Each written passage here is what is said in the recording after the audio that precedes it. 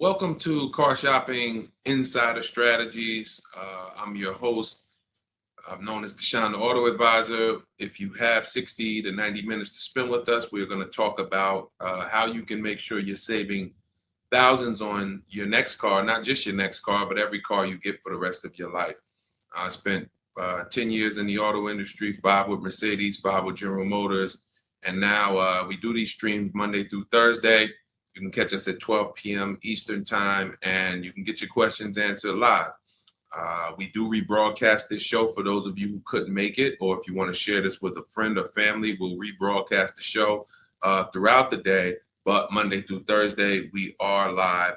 You can meet us here to get your questions answered. So I welcome everyone. You're going to hear me talk about the sponsor of our show, which is my digital book. It's my new digital book. It's called Cars from Home, 7 Steps to Saving Time, Money, and Avoiding Dealerships. We've gotten hundreds of testimonials and we've gotten lots of reviews on this book. People like you using it to get below market purchases, below market leases, below market new cars, all from home. 99% of your transaction should be from home. That's how you put dealers against each other. That's how you see the whole market.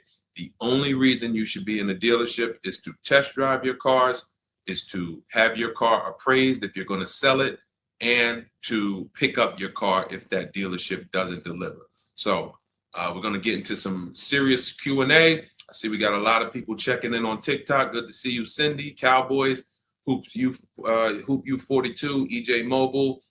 You guys can feel free to start typing your questions. I have my man Dolan in the background moderating, and he's going to bring in all the questions we get so that we can make sure that everyone gets an answer. All right. So feel free to start typing. We do have a welcome special from my new digital book. It's normally $97, but for 30 minutes, you can get yours for $24. That's 75% off because I want you to have this information and I don't want money to be a barrier to you having this information. So you can get yours for $24. If you get to my TikTok bio, the Instagram bio, the YouTube comments, and the Facebook comments before 30 minutes, you got yours for $24. It's worth $97 and more, but $24 is better. I'd love for you to have that special. So feel free to start typing and we'll get to it. Nigel, Kodak, good to see you. Rob, Enrique, this is our Wednesday, May 7th live show. So for those of you who may want to know, are we actually live? I'm going to be saying the dates on the show just so everyone who is live knows that we are live and they can actually type your questions. So while you guys are typing, I want to tell you about this 7-step system that you want to be operating in. You don't want to be out here winging the car buying process anymore, the car shopping process anymore. This is 7 steps. Whether it doesn't matter whether you're a high mileage driver, bad credit person, good credit person, lease person, purchase person. 7 steps. First step is the most important question. How many years are you keeping your next car? This is the most important question because we need to know how are we going to beat depreciation. Depreciation is what we call the unseen expense. If you buy a car today for $40,000, you don't drive the car one single mile. You don't even drive it. Say you don't need it. You park it outside your house for 1 year. $40,000 car. Come back in a year, what's that car worth? Throw some numbers out there. Your brand new car, $40,000. It could be a used car too. You bought the car, you drop it outside your house, you never touched it. Is that car worth $40,000 1 year later? Didn't drive 1 mile. Didn't drive 1 mile.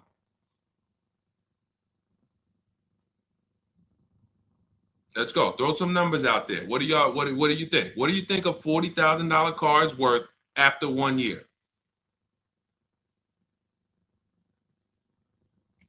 Let's go. All right. Come on. I know people. Let's get. I sometimes listen. I'm going to say this because y'all know I'm a straight shooter. For those of you who are just new here, I have to let you know, most of the people who have a hard time with us getting to the money, literally getting to the money. It's not a matter of the information. The information's proven. We got thousands of people using it. We got thousands of comments. We got hundreds of testimonials. It's the ability to focus. It is the ability to focus. We live in a world where it is very hard for people to focus, and that is where you lose. So I'm letting you know, when you come here to Car Buying Insider Strategies, you have to lock in.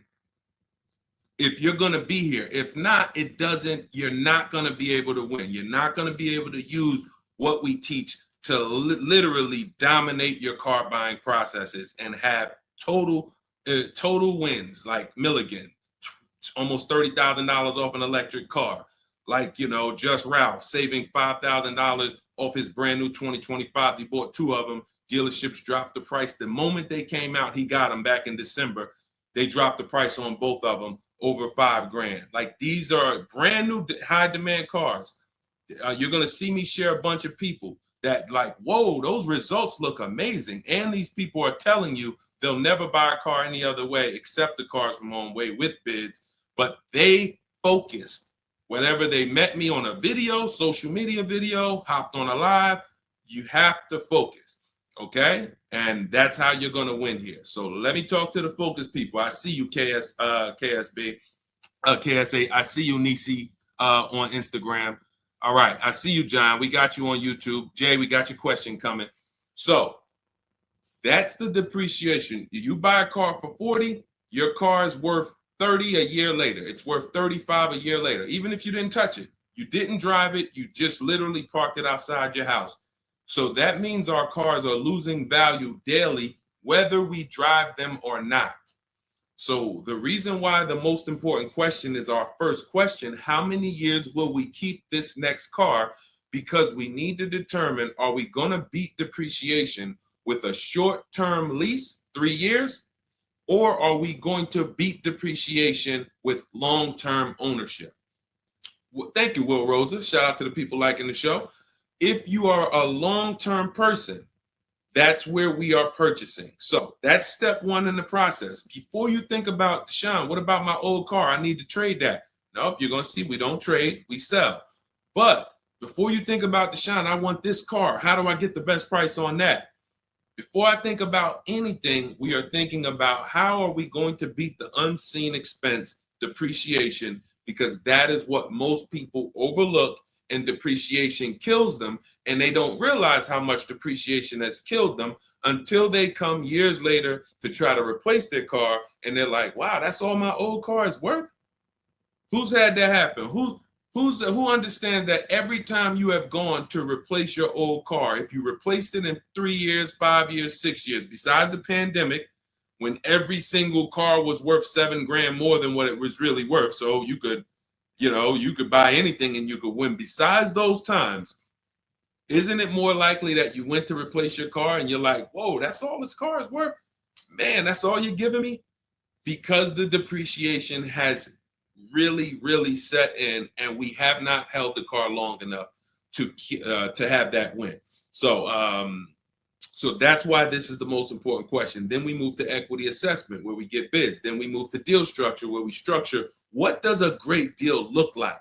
What does it look like if I lease this vehicle and it's a great deal? Not these bad deals I see on commercials. What does it look like for me to budget and make sure when I go shop, I'm not going over my budget? In fact, I want to shop way below my budget. That's what we do in step 3. Takes us about 10 minutes. Then we move to shopping. This is the fun part.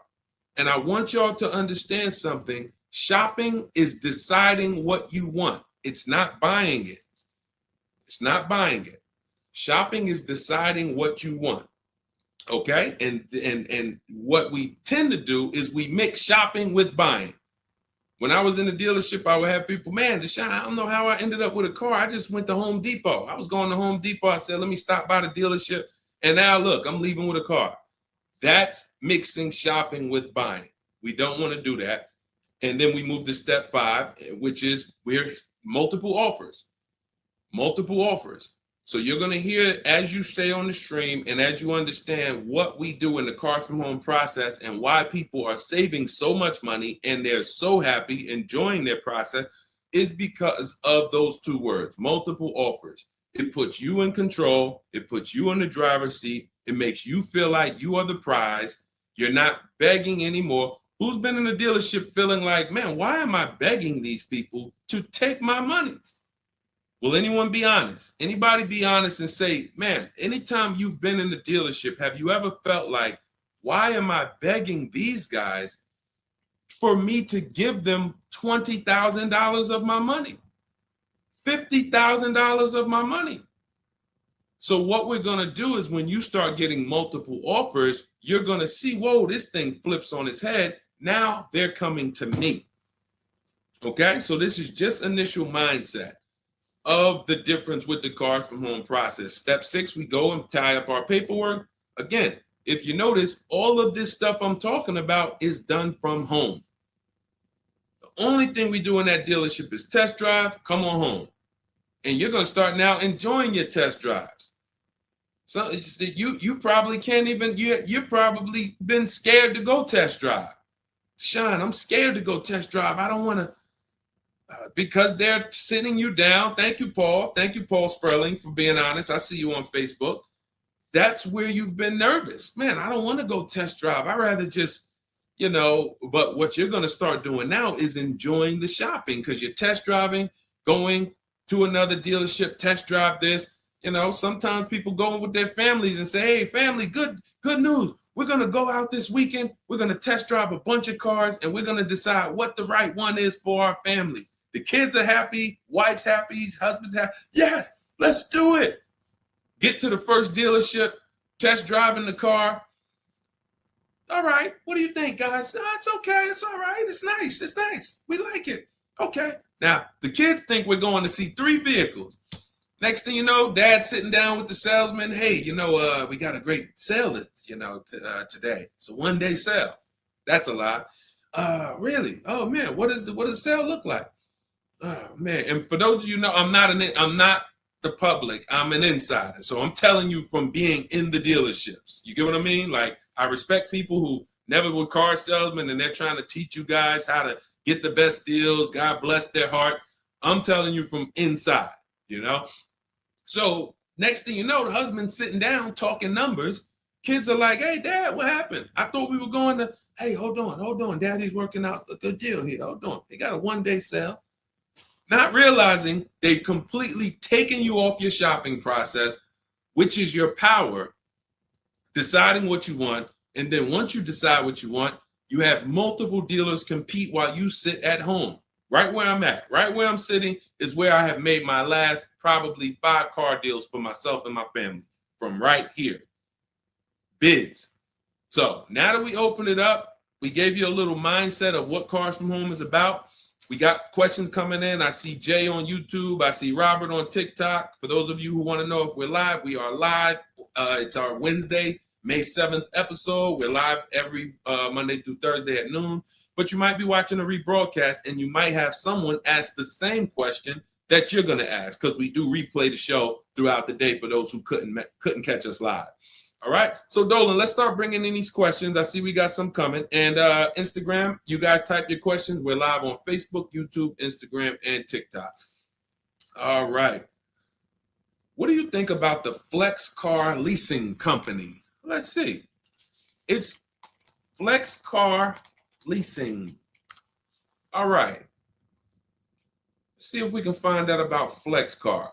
Live large, spend small. Sounds like a good quality lease. That's literally, listen, I leased my first car, I was 22. I had other friends buying cars. My payment on my Pontiac G6 was $256. It was a $20,000 car. I never had a problem with it because it was always under warranty and my other friends were out there, buying cars they were paying double what I was paying. And again, if you're keeping your car 8 years or longer, forget about leasing. You should be shopping for a below market purchase. If you're not keeping your cars 8 years or longer, below market leases is how we save all the money keep thousands in our bank account, drive incredible cars. So let's take a look. It says Flex Car is the first and only month-to-month car lease because freedom shouldn't come with a contract. Once you flex, you'll never buy a car again. Now, I like this. We're just judging it by what do we get to drive? Here's how you judge leasing, y'all. What do I get to drive and what do I pay for that? For example, I told you guys my first lease was $20,256 a month. Then I got an Infiniti G25. Our payment was, that was early. That was like 2011. It's like a $35,000 car. I want to say I was like low threes or either high twos. Ridiculous deal on it. Wasn't no more than that because after that I got an Infiniti Q50, $45,000 car. My payment was $325. After that I got another Q50. I had 3 Q50s in a row. My next payment was $345. My last one was $365. That was all of these are $45,000 cars. No money down. I do not put money down on leases, and I teach you how never to put money down when you're shopping. When you know you have a great lease deal, then you can put money down. Let me give you an example. So let's say we shop all our offers. You're going to see dealers all over the place. Once you get multiple offers, you guys are going to see, thank you so much. Shout out to the people sharing on TikTok. Shout out to the sharers. Everyone who shares this broadcast, I appreciate you. Everyone doesn't share, but I appreciate the people who do share. I don't take it for granted. You know, and your friends will be upset if they find out you sent them out. They went out, bought a car, got ripped off, and then you're like, hey, you ever hear that guy, Deshone? No. Oh, yeah, I watch him all the time. Why didn't you share his channel with me? That mess around, you know, the friendship's over. So make sure. So share with your friends. But anyway, so when we consider that leasing is a value play. So leasing is how much car can I drive for X amount of money? Because that's all we judge it by. It is literally nothing. We're not in love with these cars. We are not keeping these cars for more than we should not be leasing something and saying we love it. Because if you love it, you mess around and lease something that has a bad lease program, and then you're driving a car overpaid for it because you like. So you know, if somebody says, "Oh man, I really want that Range Rover," and then they shop the offers. Range Rover offers are no good. They're all over 1.5, 1.6, 1.7. For those of you who don't know, we judge leases by dividing the MSRP, the monthly payment we get, no money down. You divide that monthly payment into the MSRP. So if you have a vehicle that has a $400 payment, you divide that into the MSRP, which is, let's say, $40,000. That's going to be a 1% lease. You multiply it by 100. So divide the monthly payment into the MSRP times 100. That tells us a percentage. So once we get that percentage, we can see, is this a 1% lease? Is this a 1.5% lease? Is this a 1.2% lease? Now, you cannot judge a lease until you've gotten multiple offers because you need to find what we call the 20%. What are the 20%? Anybody know what the 20% is? And we're still talking about this Flex Car leasing program because if we can lease cars through Flex Car and they're 1% leases or 1.1 and 1. If you get to drive these expensive cars, but you're only paying 1%, 1.2%, 1.1%, less than 1% of the MSRP on a monthly payment, you don't have to tie up all your money. You got cars under warranty, no problems. This could be a really good thing. Now, I haven't used Flex Car, but I'm just telling you, if you guys explore them, this is what we are judging because this is how we judge leases. Okay, there's nothing else about it. So you divide your monthly payment. You don't have to worry about taxes. Here's why you don't have to worry about taxes. And here's why you also don't have to. We're just talking about leasing. So let's continue to ask questions about used.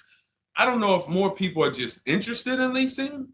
Maybe you guys can help me out. Is it that more people are interested in leasing because we get a lot of questions about it?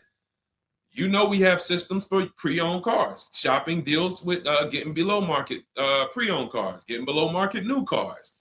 saving money with our bank bidding war, making banks and credit unions bid for our interest rates, selling cars to get our equity out, bidding.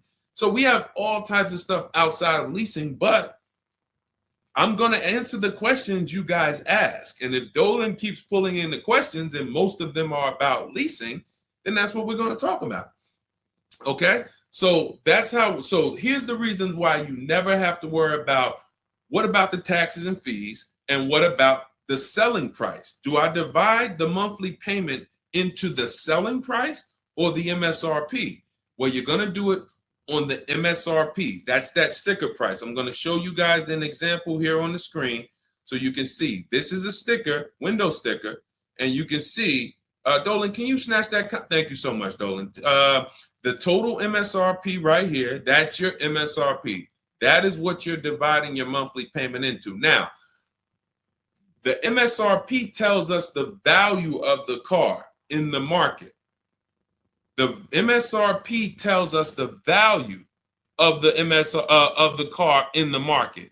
It does not tell us what they're selling the car to us for and how much they've discounted it. That's reflected in the monthly payment. So you have a $40,000 MSRP. One person, one dealership, an 80% dealer offers us $600 a month for that. Okay, another dealer, 80%, offers us $650 a month for that. No money down. Remember, always shop our lease deals with only first month's payment due at signing. Only first month's payment due at signing. You don't do anything else but first month's payment due at signing. And you tell dealers how you want your lease deals presented to you. You do not let them work you up a random lease deal. Okay, so you get your first month payment and you say, okay, one dealer says $650, $40,000 car. This is an average car. $600. Another dealer says $550.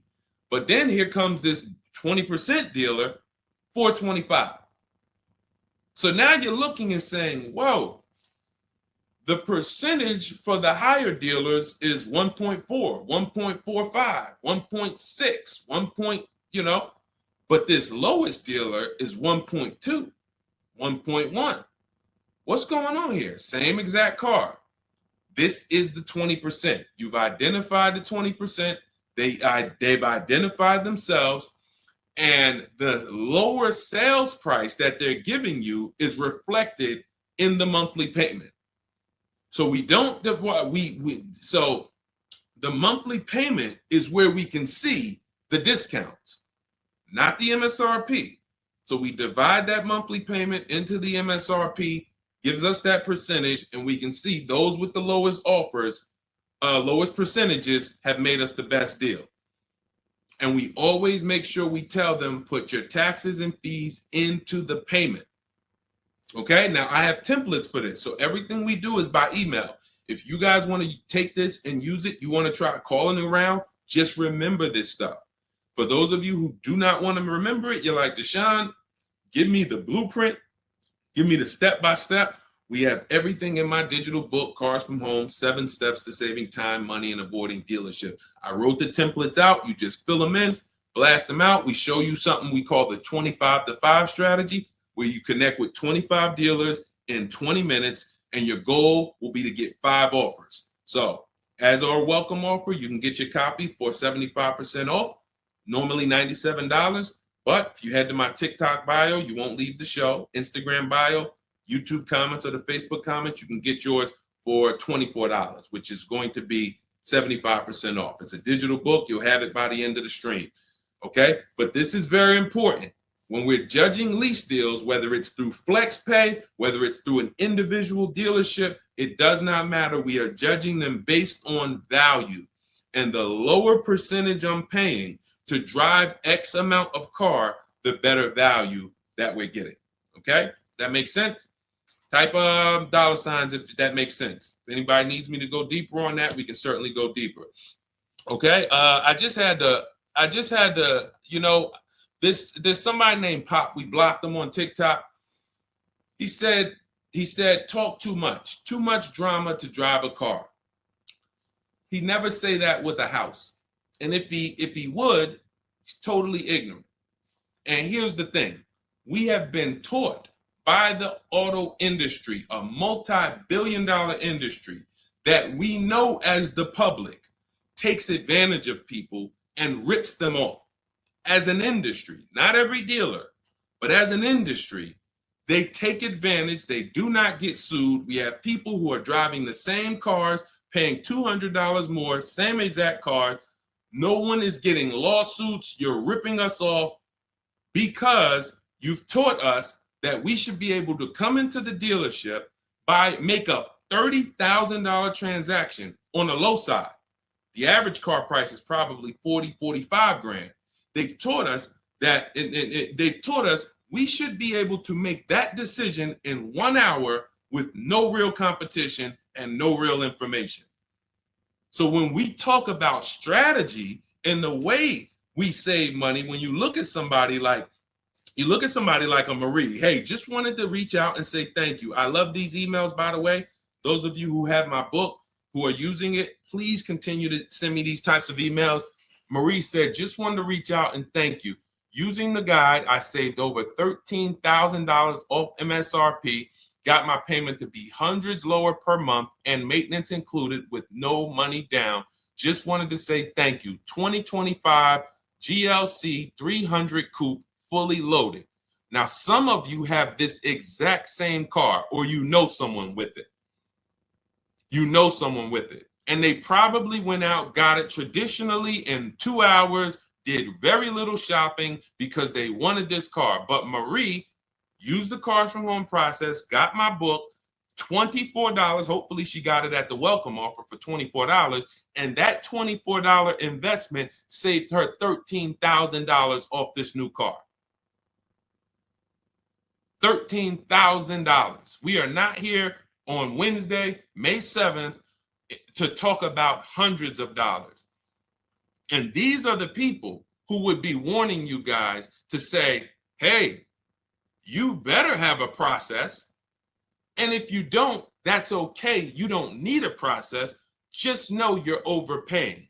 And just understand that the car business has mastered sending you down the road in your car and you overpaid and you're smiling. It's a very, very powerful business, multi-billion-dollar machine where you could send hundreds of people down the road smiling and they literally overpay. You just made $5 grand on them, $8 grand on them, 10 grand on them. That, you know, there's a saying in the car business, the happiest customers are the ones you make the most money on. That is a saying. So the happiest customers, the ones that are no, hey, listen, you got to do better, man. Hey, man, I'm still not happy because you still don't feel like you got a good deal. Those are the people that you make the least money on.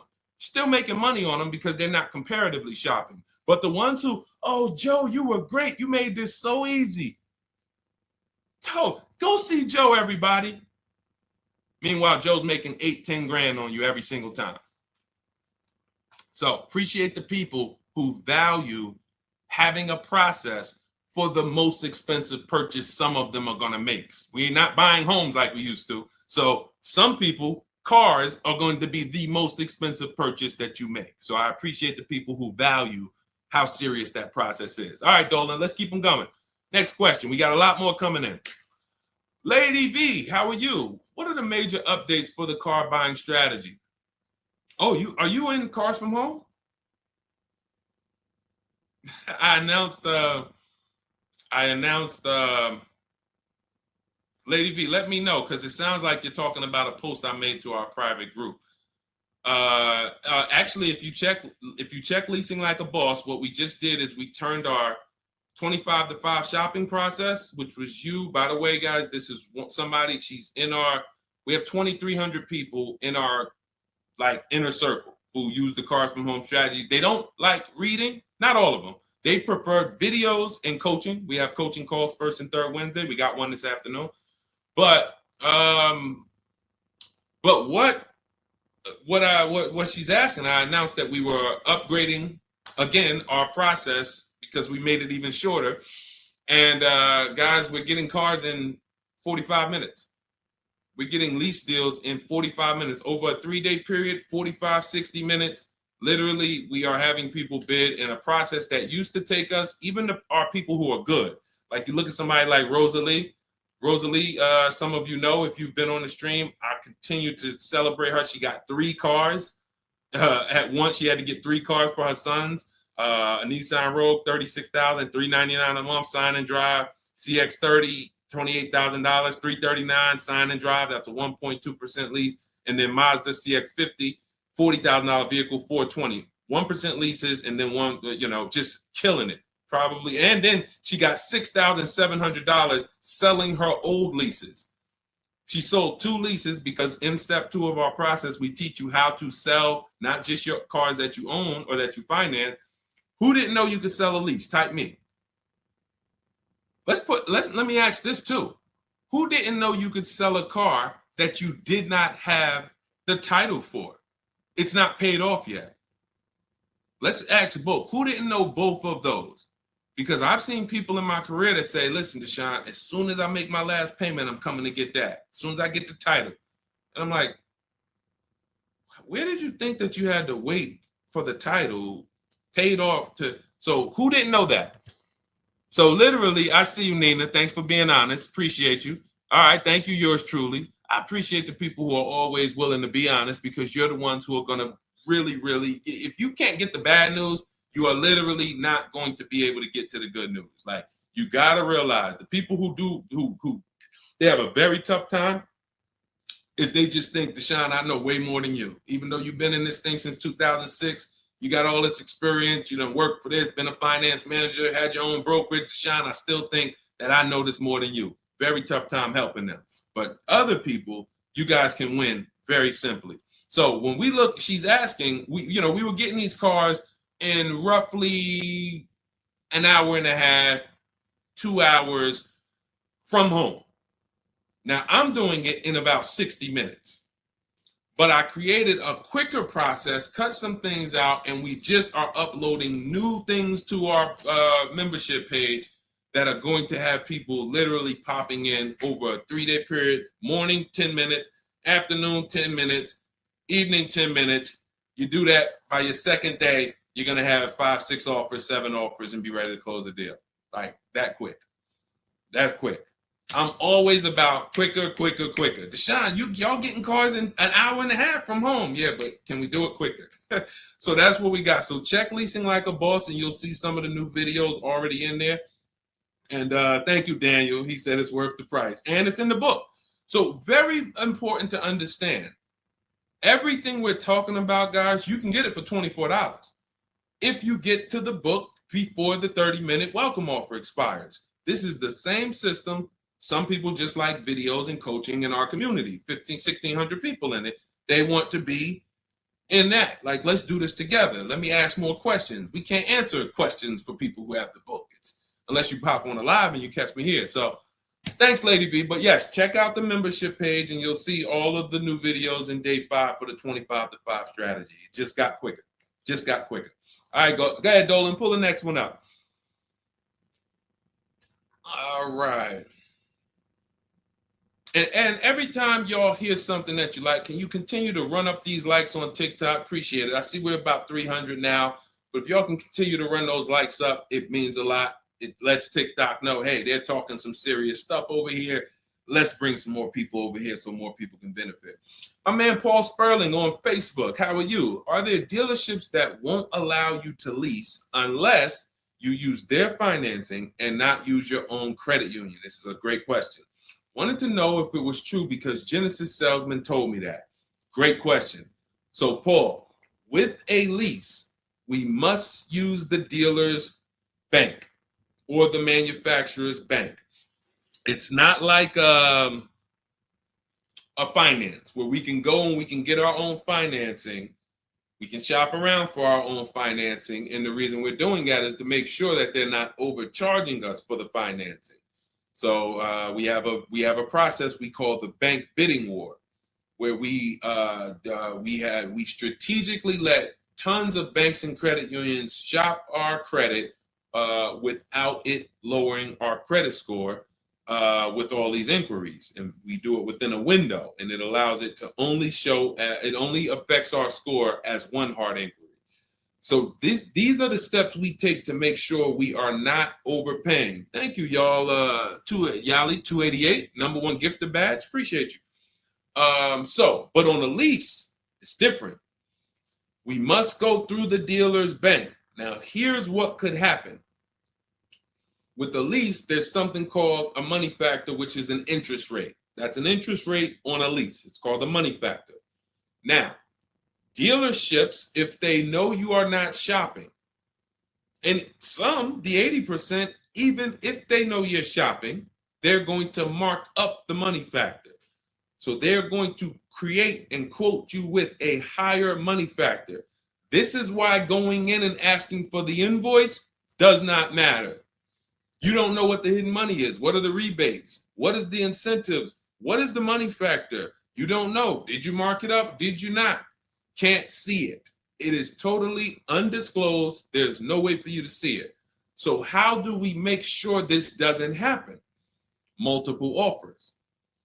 Because when we know you're shopping now, and again, you're going to see as you guys get multiple offers, sometimes it's not going to matter. You're still going to see offers that are extremely high. And you're like, these guys are still quoting us high, even though they know we're shopping.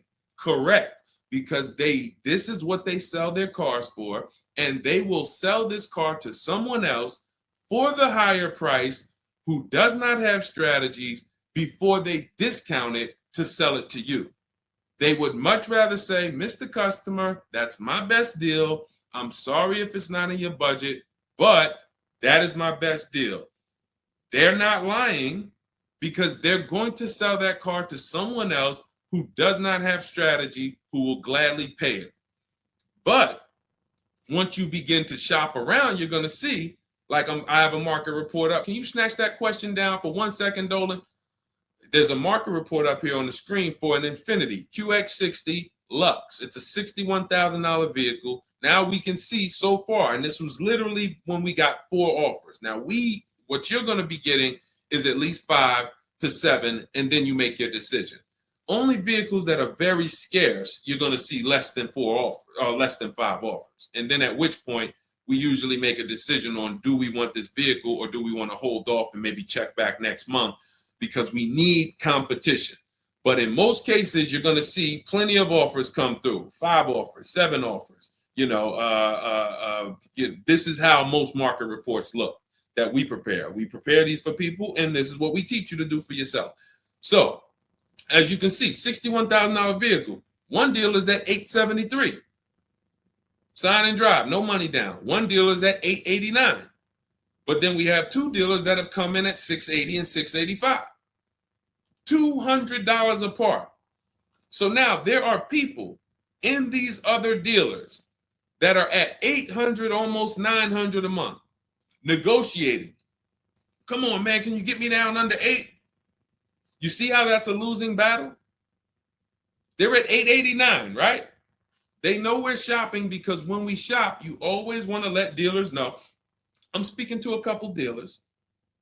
You catch more flies with honey than with what is the saying? Vinegar.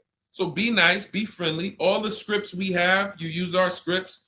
We have thousands of people using our scripts from our book and from our Shop with Deshone coaching program. And they're nice. They're friendly. They're not like aggressive. They're firm. But when you're talking to dealers, just be, hey, I'm shopping around. Hey, and you're still going to see, that's my best price, $800. That's how you know. Don't get emotional. This is the 80% Deshone told us about. Don't expect them to do what the 20% does. Expect them to be high. You're $150 higher than the other dealerships. Are you going to come down? No. No.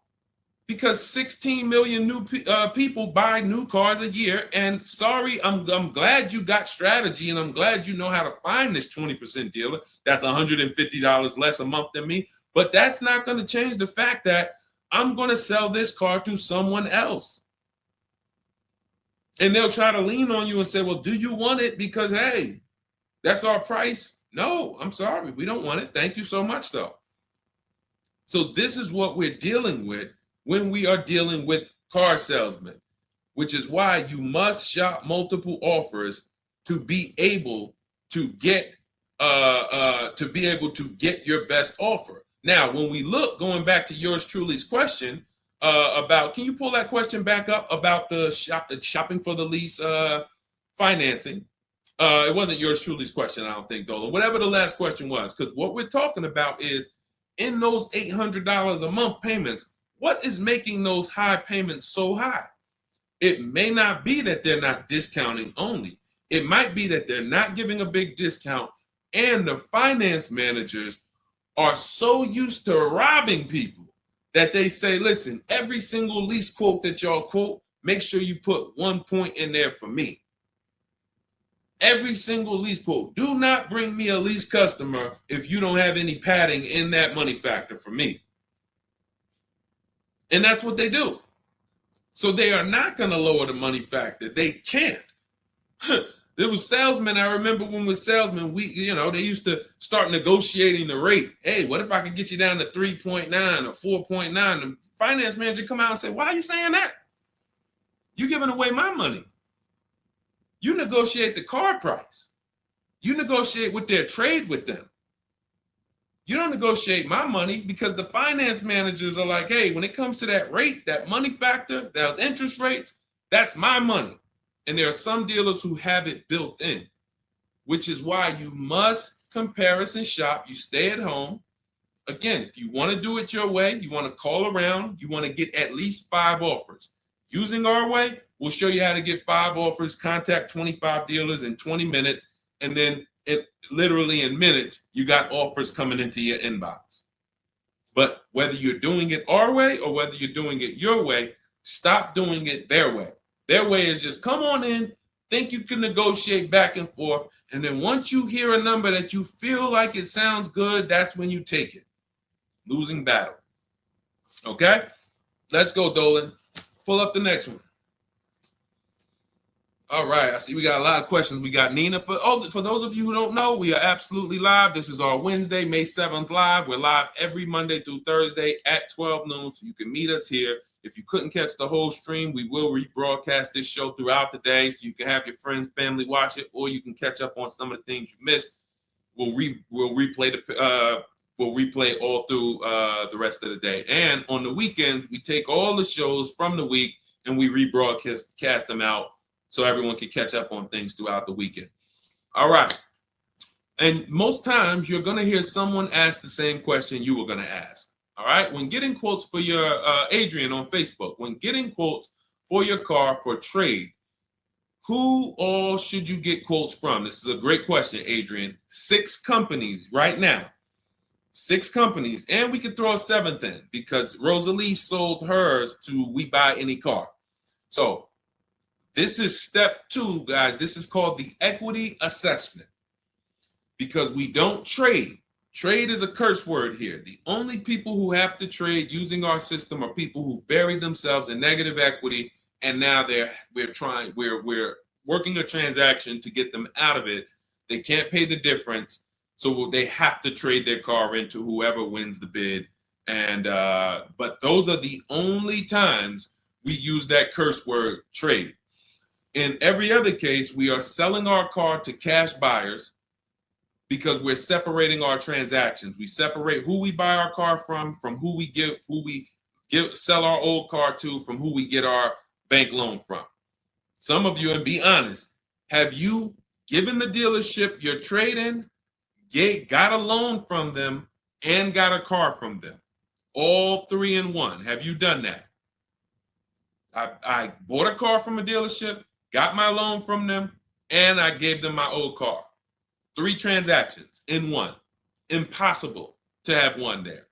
Again, take the bad news first so that we can get you to the good news. You cannot win giving a dealership 3 transactions in 1.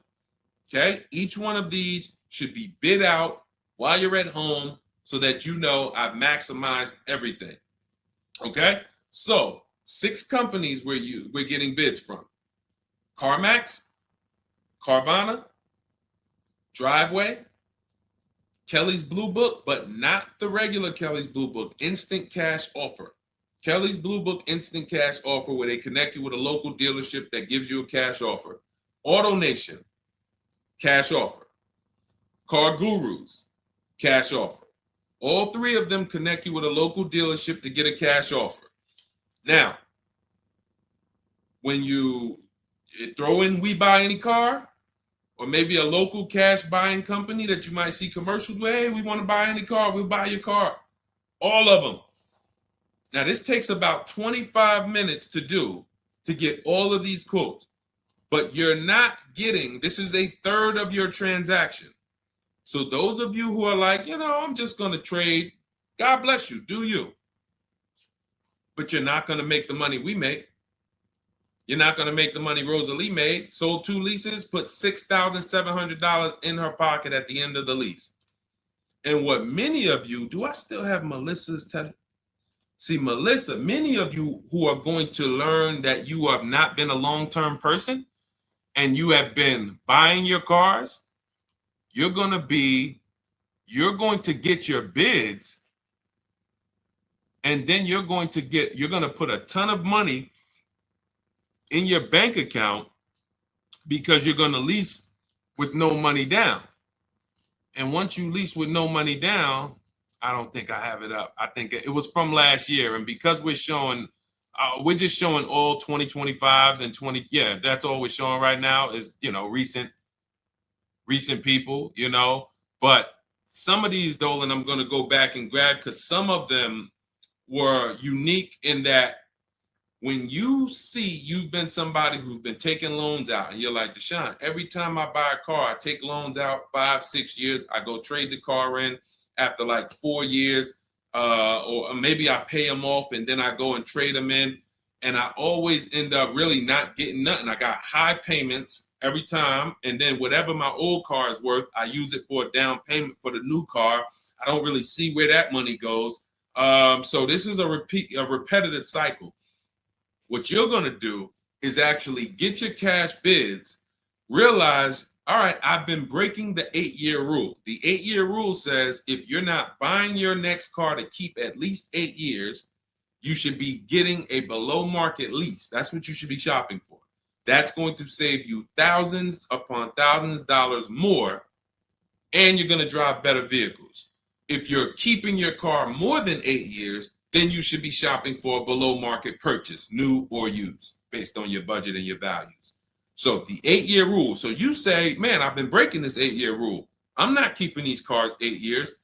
Let me go and shop for my below market lease next time. So my normal car that I would normally trade in, not really see where that money's going. Now I'm going to bid that out to CarMax, Driveway, Carvana, Kelly's Blue Book Instant Cash Offer, Driveway, Car Gurus, and We Buy Any Car. I'm gonna see the highest bidder. The highest bidder might be like because Melissa, I think she made like $14,000. She had like a 5-year-old car that she would normally trade, but it was paid off, and she's like, all right, I'm not gonna go and use this as a trade and buy something else. She gets like you're gonna have like 12 grand equity, 15 grand equity, beautiful. And what's going to happen is when you shop for your below market lease, you're shopping with only first month's payment due at signing. So you find your lease, you've already been paying super high payments because you've been purchasing. Now you're like, whoa, I could drive this new car and it's $200 less than what I've been paying. I don't got to put no money down on this thing. You pull out of there with a super low payment new car, and you got a $12,000, $15,000 check going in your bank account. Got my car, and now I can see where my equity is going. It ain't going to you, dealership. It ain't going in that car. It's going in my bank. And this is, that's one of the most beautiful things I love to see. And it only happens for people who have been, unfortunately, programmed and brainwashed to buy cars. They don't keep them 8 years. And then when they come to the revelation, now it's like, boom, equity goes in the bank. I'm driving new cars for cents on the dollar. Beautiful. All right. And that's why you do the equity assessment before you shop. Step one, we decide how our 8-year rule. Are we buying to keep more than 8 years or less than 8 years? That's when we know, lease or purchase. Then step two, equity assessment. Let me see what my current car is worth. My current lease is worth. Can I make any money on it? Am I upside down? That's what we do at step 2. Okay, so once you guys really follow this process, your whole car buying is going to change. You'll be moving just like everybody else is moving. Just like Brian got his first lease. First lease using our system. He said, just finalized my first ever lease using your system. 2025 HRV Sport, all-wheel drive, $30,500 MSRP for $395 a month. 1.2% ratio. See, this is how you know people understand the car buying process. They talk just like me. They talk just like me. They know the process. They didn't have to go to school for this. They just followed the steps, and I walked them through how to judge the deal. 1.2% deal, 12,000 miles a year, 36 months, no money down. His initial quote from this dealer was $434. In my book and in our Shop with Deshone system, we have calculators we invented. We have 6 proprietary calculators. Can't find them anywhere on Google. They're ours. We created them.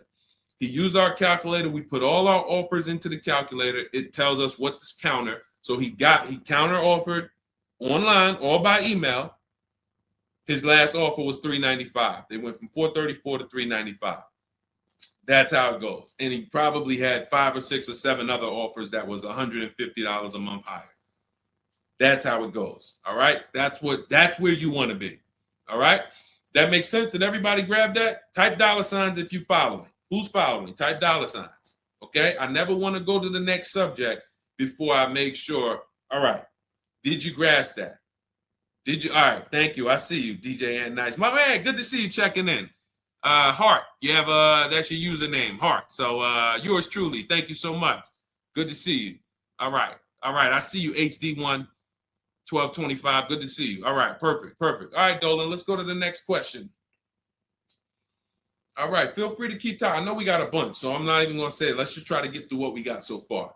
Should there be a set length of financing depending on the year of the car? Great question. So we have something we created called the Rule of 72 and the 10th birthday. This is, all right, there's something we call the repo recipe. So when I was in Mercedes, this happened more often with Mercedes. People, 4 expenses that we need to take into account when we're financing a car. 4 expenses. The cost to acquire the car, and most people are taking a loan. So it's the cost to acquire. Then you have the cost to repair it. Well, let's say this. You got your insurance. You have your maintenance. And on some cars, maintenance does become serious. On a Mercedes, your oil change is $200. Your brake fluid change and your service B is $400 to $500. So there are cars that we have to take into account the maintenance being serious. Then we have gas. So even if you have a car that maintenance is low, you still have gas. So let's just wrap those 2 together. And the 4th expense is what really, really hurts people when they have something that breaks. And when we have something that breaks, what we typically don't want is a car payment. We don't want all of those expenses on top of things breaking. So what we really want to do, and this is a measure of when you're buying too much car for your real budget. If you can't buy a car and you afford it and can get, most of the loan is under warranty. So most of the loan that you have the car is under warranty. If you got a 5-year loan and you got 2 years without a warranty, okay, cool. You got a 6-year loan, you got 3 years without a warranty, okay. But you don't want a 6-year loan and 1 year you had a warranty and 5 years there's no warranty on a car that could, and you don't have the cash. These are things that we call the repo recipe, because when something breaks and you have a car payment and your insurance payment and they're telling you, wait, you need the maintenance, you just wait, I just put brakes and tires on this thing. This is enough for some people to say, whoa, I can't afford to put $5,000 into this car in 60 days. Or so how do we prevent this? We prevent this by making sure we're not taking a car or a loan too long for the year of the car. And the longest loan we want to take is 72 months. And so the reason why it's called the rule of 72 and the 10th birthday is because when you add up the year of the car and the number of years old the car is, I'm sorry, when you add up the year of the car and the year of the loan, the number of years on the loan, it should not pass 10. So if you're getting a 4-year-old car, you can take a 6-year loan. If you're getting a 3-year-old car, you can take a 6-year loan. That's 9. If you're getting a 5-year-old car, you should take a 5-year loan max. If you're getting a 6-year-old car, you should take a 4-year loan max. Now, why is this a test of affordability? Because some of you are saying, whoa, but I can't get the car that I really want at that number. Then that means you can't afford the car that you really want. Again, it doesn't mean you can't break that rule, but it does mean that you're going to have a loan on a car that's older than 10 years. This is risky. So it's nothing wrong. The reason we create these boundaries, so at least when you cross them, you know you're crossing them. So if something happens, you're not surprised. You're not like, whoa, how did this happen? Well, I took a little risk. I took 1 year longer. Then, the car's 11 years old. I still got a loan on it. Stuff goes wrong. I'm out there. I got more exposure. But if we use that as a gauge of affordability and say, you know what, if I can't afford a 6-year loan on this car, then I can't afford the car. If they're telling me I got to take 7 years, that's why we cap both. We cap the number of years you should take at 72, absolute longest. And some of you know we default to a 5-year loan when we're shopping. This will also help you because you'll look and say, 5-year loan, every $5,000 is about $100 per month. So as you're shopping and you're looking at cars, you should be saying to yourself, all right, $20,000, that's about a $400 payment. All right. And that's if I put no money down. You got your taxes and fees. Maybe I'll take care of the taxes and fees, but that $20,000 car is going to cost me about $400 a month, 5 years. $80,000 car, you're looking at, divide that by 5,000. That's $1,600 a month for 5 years. Doesn't matter how high you go. But when you don't have these rules and you go in, here's what tends to happen. You look at cars that are way more expensive than you could afford, and you say, hey, can you get me to this payment? And a salesman, are they ever going to say, no? They're going to say, oh, let me see what I can do. Next thing you know, they come out and say, hey, good news, I got you to $1,000 a month. Hey, good news, I got you to this. Way below what our rules are. Way below than the $5,000 every 100. So you got to say, how did they get me to way below the every 5,000 is 100? How many years is the loan, sir? Oh, well, listen, what's more important to you, the payment or the number of years? Well, both are important to me. How many years is the loan?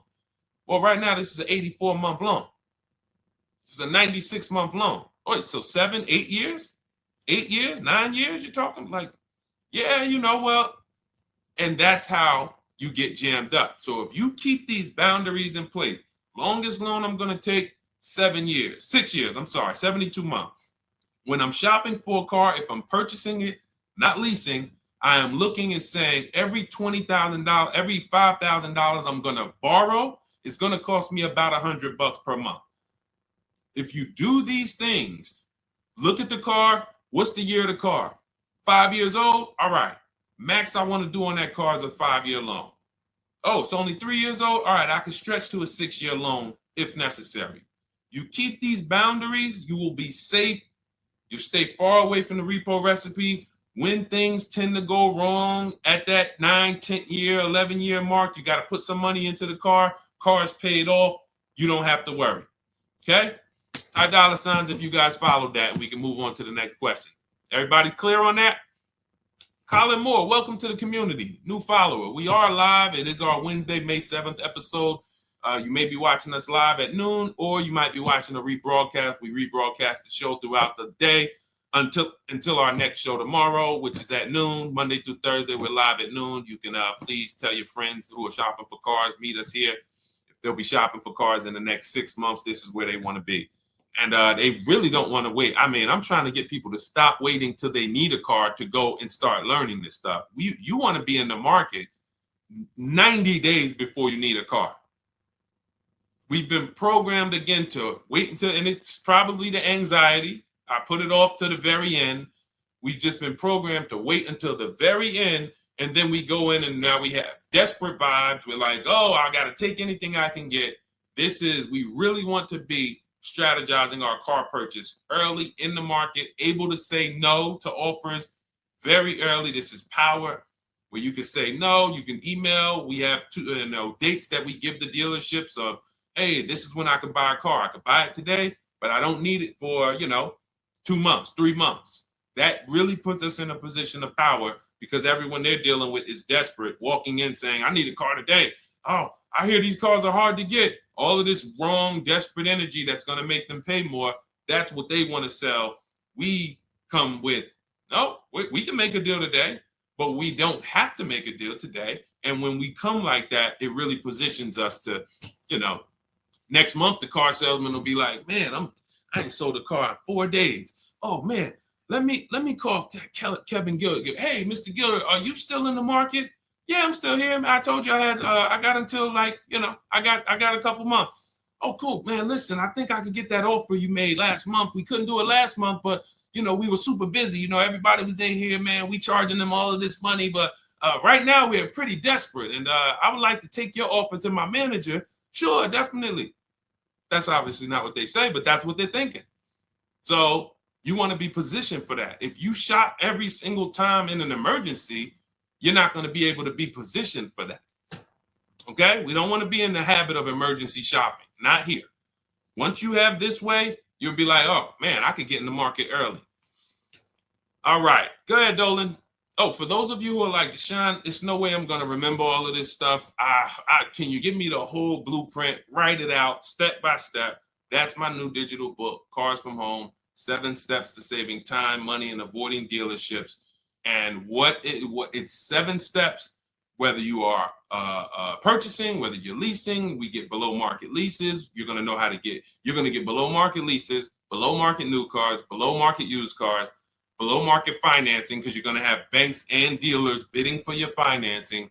If you're a high mileage driver, there's 3 different strategies for exactly how you need to be moving as a high mileage driver. If you have negative equity, there are 2 strategies in there to help you move from negative equity to your next purchase. This is all in 7 steps. Very simple to follow. So you can get your copy. It's normally $97, but you can get your copy. Part of our welcome offer, 30 minutes only. If you visited already and that timer started, once 30 minutes goes to 0, it is now $97, which is worth every penny. But I'd rather you get the welcome offer. So go grab it. TikTok bio, Instagram bio, Facebook comments, YouTube comments. Click those links. Go grab your book and come on back to the stream. Make sure after you get the book, you screenshot the thank you page because it has my support team's email. Sometimes you're typing fast, type your email wrong. You don't see that book in 10 minutes, just send an email to my support team. They'll get you your book right away. All right, go grab it before the 30 minutes is up. Go ahead, Dolan, shoot the next one. You don't want to have your own financing all the time, pure knowledge. Sometimes dealers have 12, 13 banks sometimes. Sometimes they can beat what you get on the outside. The key is creating a competition. Thinking about a 2025 Land Cruiser for $62,000, $5K down, any advice? How do we know that's a good deal? How do we know that's a good deal, everyone? Now, mind you, that's how a lot of people approach the car purchase. I'm thinking of this car, all right, I'm looking for, I got 10 grand down. What we haven't, so here's what you discussed in this statement. I'm gonna read this question again, and you're gonna see 2 pillars that unfortunately we're combining. Thinking about a 2025 Land Cruiser. So now in my mind for 62K. Now, this is a new car. With our new car system, we use the bidding. Thank you so much, Daniel. See, Daniel knows. I think, Daniel, you have our book, Bidding the Market. So that's where we're missing everything. So now we're looking at the new car, which means what our process is, we're connecting with 25 dealers to get bids. If you said, Deshone, I called around, spoke to several Toyota dealerships, and the best dealer that I found who's going to offer me a car is going to give me $8,000 off. But I got 5 offers. I got 7 offers. Some people said they're not going to do any discount. Some people had $3,000 in fake fees and dealer adjustments. Some people had protection plans and they took off a little money, took off $5,000, but they had all of these fake fees. So it's really not even like they took off $5,000. But one dealer didn't have the fake fees and he discounted $8,000. Boom. That's a bid. You did it manually. Didn't do it our way. That's just fine. But that is allowing you to have the peace of mind that I'm getting a great price on the Toyota Land Cruiser. Separately now, we're moving to our financing because you said $5,000 down. Therefore, you're getting a loan. So we would now have banks and credit unions bid to now submit offers to you within a 24-hour period. You have all these banks, credit unions online bid for the loan, get the best interest rate. We give the dealer a chance to see can they beat it. In which case we bid out the loan, we bid out the car purchase, and now and watch this. I'm home doing that before you even get home from your dealership. One visit, you're in the dealership 3 hours. I'm popping into my email minutes at a time, 15 minutes. I'm hopping on. I'm getting banks to bid in an hour. Everyone's bidding. Boom, boom. I'm getting dealerships to bid. You're still at the dealership. You're just meeting the salesman. You're still wondering, do they have a black one? Hey, he said he had a black one. He was going to pull it up. All right. He comes back with silver. Oh, you don't have black? Oh, no. Well, listen, somebody's trying to dig it up in the back. We're going to see. Why don't you drive this one and then maybe we'll see. Okay, listen, I'm here. Cars from home people, we here moving. We already gotten offers coming in. You still waiting for a test drive. This is how we move. So not only is our process and the way we shop the key to getting all these offers, like again, you look at somebody like this was crazy. Val Boss lady, $51,000 vehicle, zero maintenance, zero time. Look, she got a 1.1% lease on that. Let's look at where's Sean? My man Sean, because Sean was actually one of the $72,000 vehicle. He saved with the rebate and with the dealer discount. He saved $21,000 off of it. $21,000 off of it. He's sitting here chilling at home. Dealers, I'll take off $3,000. I'll take off $5,000. I'll take off $10,000. Oh, I'll take off $20,000. Whoa. So it's not only is it the money that we save, it's an easier, more fun process. So that's what you need to do. Like, step out of that old way. Understand that I need to get multiple offers for the Toyota, and I need to get multiple offers for my financing, and I do that right here from home, where nobody can come into my house and say, hey, get into the dealer here. What are you doing there trying to shop from home? We see you.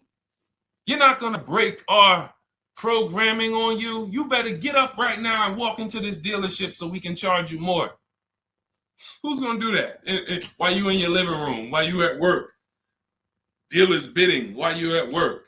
Never been to a dealership. It's freedom.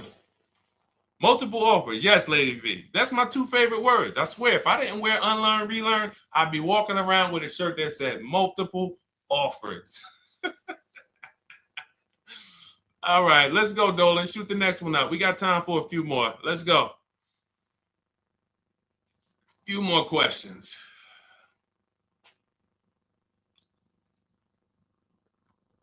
Atiba on Facebook. How is the best way to sell your personal car? Is that in the book? Yes, that's our equity assessment.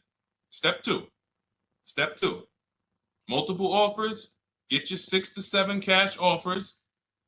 And if you don't need to replace your car, just go and get your check. Do your inspection, get your check. Cash offers, CarMax, Driveway, Kelly's Blue Book Instant Cash Offer, Carvana, AutoNation, Car Gurus. You want to throw We Buy Any Car in there? 7 offers. Get your cash offers. Now, if you are replacing your car, we are timing the transaction. What that looks like is we get our bids for our old car, our current car, or our lease. We assess what our equity is, and then we go shop for the new car. And once we find the best offer for the new car, we then go in. We'll give the dealer a chance to match it, but they usually can't. Hey, I'm selling my car to We Buy Any Car. You know, they're giving me this. Can you beat it? No, that sounds crazy. I can't beat that, because they're not going to win 2 bids. They're not going to beat all of the new car dealers or the used car dealers to sell you a car. And then they can also beat all the used car cash buyers to buy your old car. They'll be out of business. So you go pick up your new car, drop off your old car, or go drop off your old car, get your check, drive over, pick up your new car.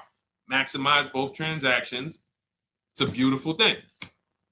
That is the way it's done with us most of the time. Very rarely is the dealer we're picking up our car from the same one who's buying our old car. Very rarely. But yes, absolutely, that's in the book. All right, let's keep it going. Dolan, next one.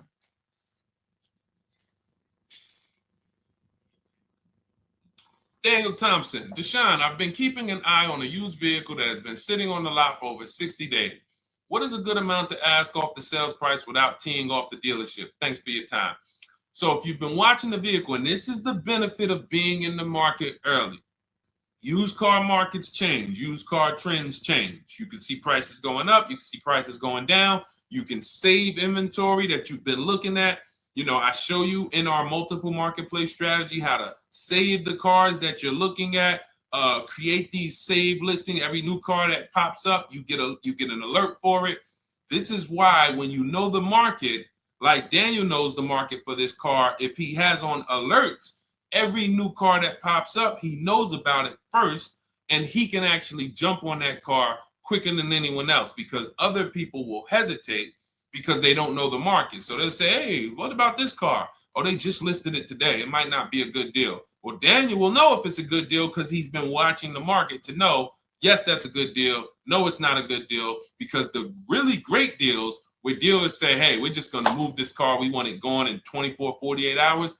Those are not going to last. So literally, once they list them, you want to be able to say, oh, I saw that first and I know the market. Hey, you call. Oh, just got a cramp. Went to the gym earlier, dehydrated. Went to flex and my arm said, no, you're not going to do that.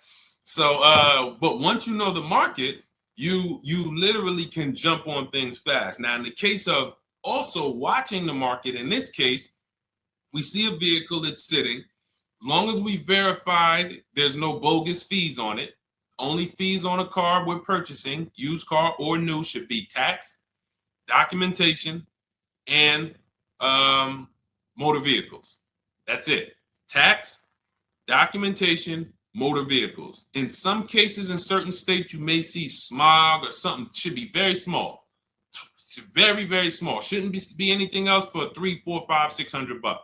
Tax, motor vehicles, documentation fee. Those are all legit fees. Everything else is a made-up fee to try to make money. Now, there might be some value in some of the things. We have a service plan that we added that we selling on all our cars. Okay, but we got to compare that to the dealers who don't have that stuff.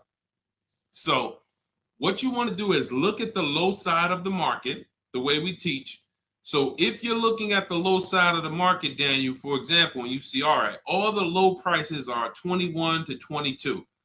The cars go up to 24, 25, 26. I see some up there for 27. Okay, but the low side of the market is 21, 22.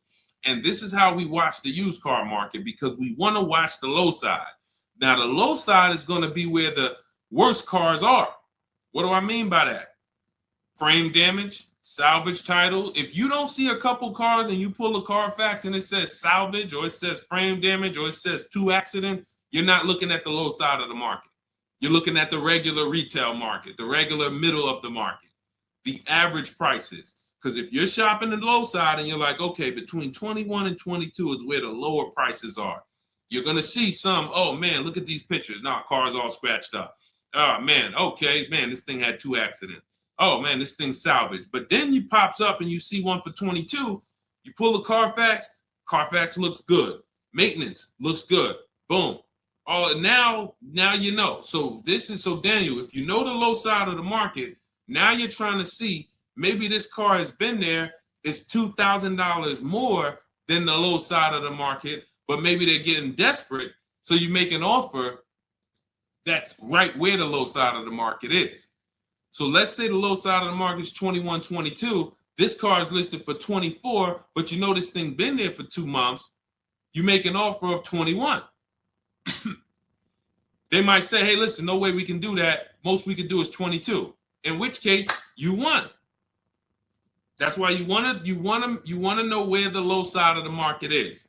Because if they accept the offer and then your offer was too high, then you regret it. So if it's 24, it's been sitting there, you offer them 23, 22.5, they say, yes, we'll take it. Then it's like, man, was that the low side of the market? No, the low side of the market was 21 to 22. So let me offer 21, see if they'll bite. And if I land at 22, then I'm happy anyway. If I offer 21 and they say, look, no way we could do that. We could do 22.5. That's the lowest. We can blow this car out, and you won anyway. This is why knowing the market, this is all we teach. Whether you're in Shop with Deshone or a video checklist, or whether and watch this. The thing about our process is every time you use it, it gets quicker.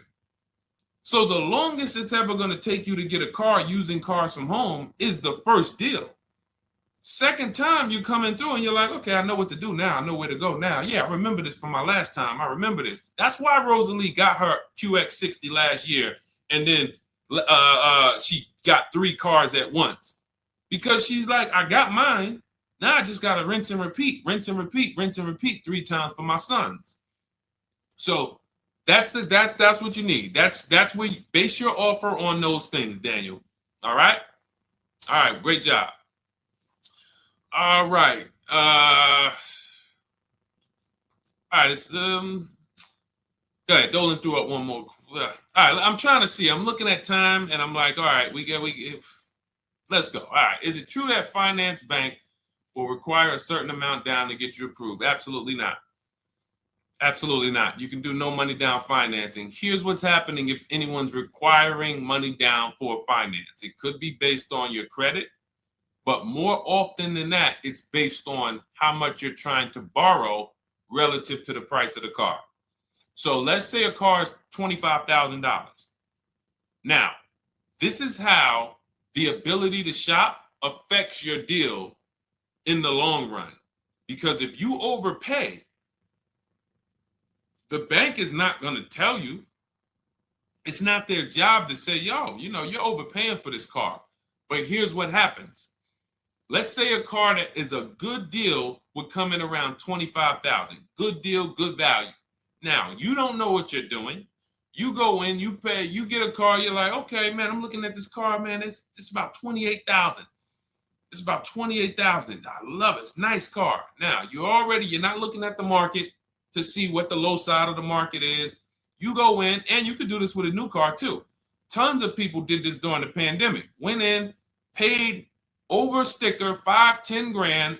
Normally, the bank would not have approved those, but the banks were in cahoots with the dealerships because there's something called a loan to value ratio, which is why the banks are getting hurt right now because they approved deals on cars that they knew were worth 35, but they were approving loans for 50. Because dealers decided we want to sell this $35,000 car for $42,000. So once our client needs the loan with everything, and they might have a little negative equity, we need y'all to loan them $50,000 on a $35,000 car, and the banks did it, which is why they're falling apart right now, and they're going to continue to collapse. So when you look and say, whoa, if that's the case, how does the bank protect themselves? It should be loan to value ratios, which means this car that you're telling us you bought it for 28, your taxes and everything are, let's say they slapped on some fake fees on you and you're up there like, all right, man, I thought the car was 28. But when it's all said and done, I paid like 34 for it. Now you leave with that car for 34. The bank looks and says, well, you're trying to get it for 34. The bank looks and says, whoa, the book value on this car is only 23. So actual cash value might be, we could lend, the actual cash value is like 23. We could lend 25. I could see if somebody bought it for 25. We could lend that because they'll usually give you 20% above what the actual car's value is. So we'll lend on the $25,000 car, we'll lend you $32,000. You're asking for 34. That means you've overpaid by so much, the bank can't approve it unless you get them to the loan to value ratios where they're comfortable.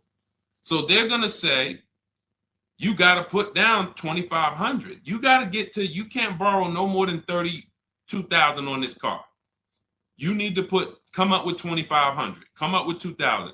So whenever a dealership's coming to you and say, hey, listen, the bank needs you to come up with this, they're overcharging you.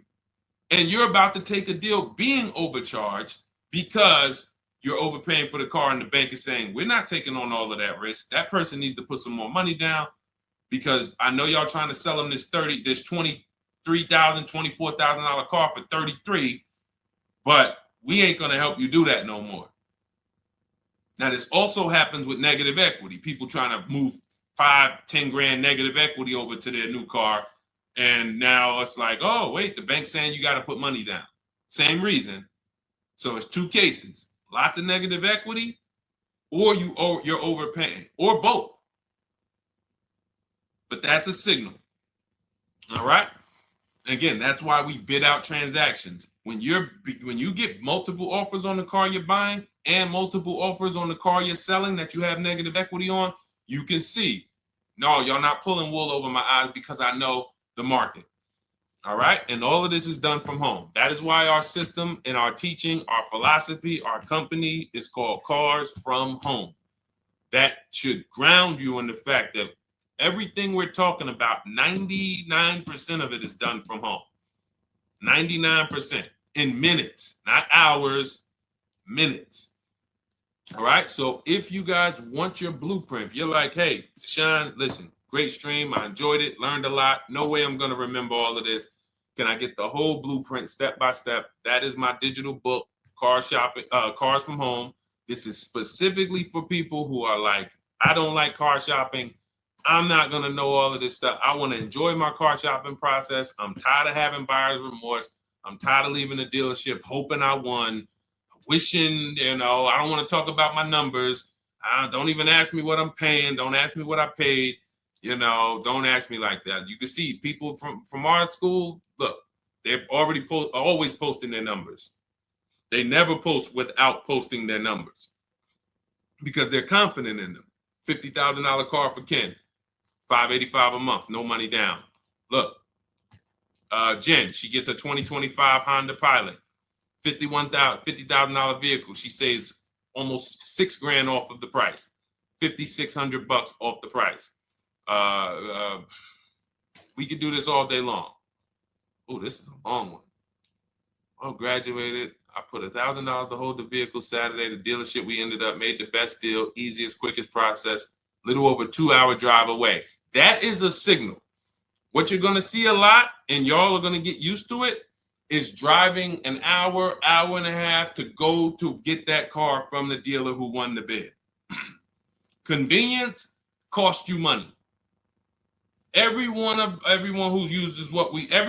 our students, our book readers who use what we teach, they are absolutely prepared to be, oh man, the dealer that won the bid, they're taking off $15,000. Man, they're 2 hours away. That's a nice drive, ain't it? Nice drive. Oh man, I'm driving I never made this much money on a drive before. And then you start to see most of these local dealers, they think they got me because they see my zip code and they're like, well, this person ain't gonna shop. So listen, hit them at this price. They don't realize that that dealership an hour and a half away is like, hey, we got the car. Hey, we'll sell it to you for this. But they never expected you to find them because most people don't find them. So that is the Cars from Home system. It's very simple, 7-step process. I walk you through it. And in my digital book, you'll have all your questions answered because it's a step-by-step process. You literally just do one step, check it off. Next step, check it off. Next step, check it off. By the time you get to step 7, you're setting up your delivery of your car or you're going to pick it up. All right. But it's normally $97. Part of my welcome offer, 30 minutes only. You can go grab a copy for $24, 75% off, and you will have it in your inbox. Make sure as soon as you get your book, you screenshot the thank you page, has my support team's email on there, just in case the book's not in there in the next 10 minutes.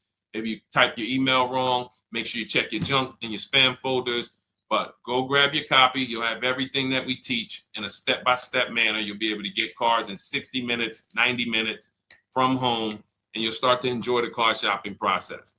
All right. You'll be sending me your email just like Marie and Ken and Milligan, all of these people. You'll be sending me your deals. Okay. And for those of you, you have a different learning style, you can look into, you've been seeing us sharing a lot of these Facebook posts from our group. Our Cars from Home Shop with Deshone program is video checklist instead of book checklist. So if you're like, I'd rather have some, 3 to 5 minute videos that I can watch and walk me through the steps, that's our Cars from Home Shop with Deshone program. We have our private Facebook group where you got 1,600 people that have come before you. They're always answering questions. I'm in there 4 or 5 days a week. And then we do 2 coaching calls a month, first and third Wednesday. We actually got one shortly we're going to have. And, you get hands-on guidance. So that's hands-on, and some of you might like us to totally shop for you. That's going to depend on if you qualify. I would rather teach you to fish. The only reason we created Done For You is really for the wealthy people. I don't want you paying us to go shop for you. I would rather teach you to fish. But I know there are people who your time is so valuable, whether it's the money you make per hour.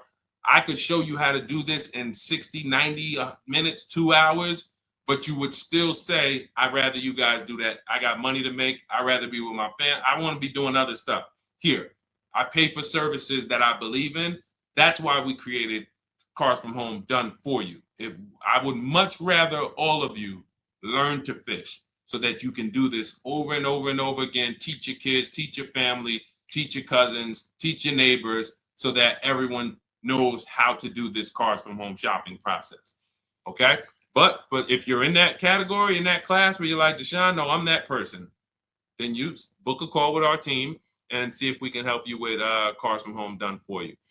All right, so that's our stream for today. We will be back. Lady V, I talked about the updates. I think you asked that question and then you jumped off the stream. So just watch the replay and you'll see there's new videos coming to day 5. The 25 to 5 process is being updated. So just as soon as you asked that, we talked about that for maybe about 5 minutes on here. I guess you jumped off. But yes, we'll be back tomorrow, Thursday, noon Eastern time. Meet us here with your questions, and we look forward to it. We'll be rebroadcasting this for those who didn't catch the whole show. We'll be replaying this throughout the rest of the day, and I'll see y'all tomorrow. Thank you. Thanks, DJ.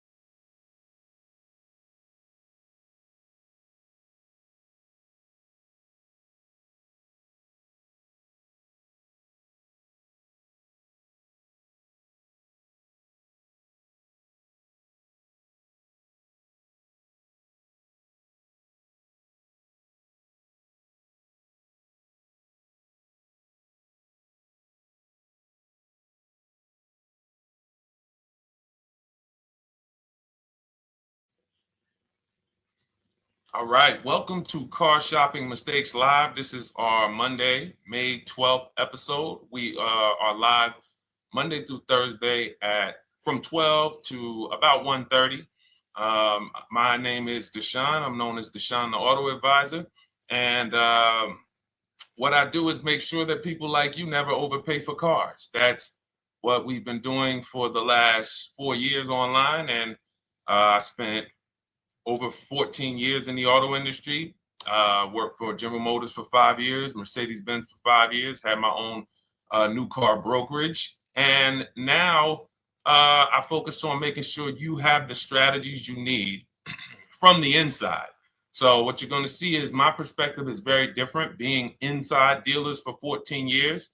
And so you can feel free to start typing your questions. Again, we are live every Monday through Thursday. You can mark your calendar so you don't miss a show at 12 noon Eastern time. And no question is off limits. There's really nothing that I think is going to catch me off guard. So, feel free to start throwing your questions out. First of all, who's shopping for a car? If you're shopping now, or you will be shopping in the next 6 months, type me in the comments. Who's shopping or will be shopping in the next 6 months? Because what you're going to see is you don't want to wait. A big part of what I teach is making sure you're positioned to get great deals, which is not waiting until it's an emergency. Now, sometimes you have an emergency, your car is totaled, your car was stolen, you have less than 30 days with your rental car and you have to get a car. That's different.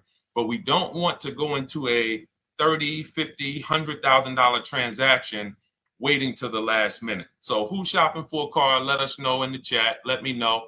Hey, yours truly. Great to see you. Great to see you on YouTube. We are live on 4 platforms: YouTube, Instagram, Facebook, and TikTok. So I have my man Dolan, the best moderator in the world, bringing your questions in. So no matter what platform you're on, you can start typing your questions. Now, this whole stream is going to be sponsored by my new digital book. It's called Cars from Home. 7 steps to saving time, money, and avoiding dealerships. It's already 5-star rated. If you look on goodreads.com, thank you to everyone who has reviewed the book. You've sent me your stories. You sent me your testimonials. You sent me your deals. Continue to do that. I love getting those emails. It makes a big difference. People like Marie, she got 13,000 off using the book, using the steps. It's a simple do-it-yourself blueprint to really, really maximizing all the money in your car deals. And you can get a copy for the next 2 hours for 75% off. It's normally $97, but as part of our book launch special, you got your copy for 75% off, $24. So you can go to my TikTok bio, Instagram bio, the YouTube comments, or the Facebook comments. We have a link for you, and you can grab your book. You won't leave the stream. And you can come on back. Feel free to ask as many questions as your heart desires. All right. Good to see you, Nikki. Happy Monday. Great to see you. All right. So, okay, Dolan, let's start bringing in the first question. I want to check in on Instagram. And yours truly on YouTube asks, which fees can be negotiated on an offer for a used car? Great question. There's only 3 legitimate fees on every car when you're purchasing it pre-owned. Doc fee. Some people, you'll hear people say, "Oh, doc fees are made up fee." It's a legitimate fee. In fact, when you look on the purchase order, which is that long form after you get your car, you'll see it's oftentimes it's printed on there. So is it all profit for the dealership? Yes, it is, but it also is legitimate. Your DMV fees, plates, license, registration, and your taxes. So those are the legitimate fees. Now, what are not legitimate fees? Anything that's not those 3. The prep fee, the marketing fee, the service plan, internet fee. All of these things are absolutely made up.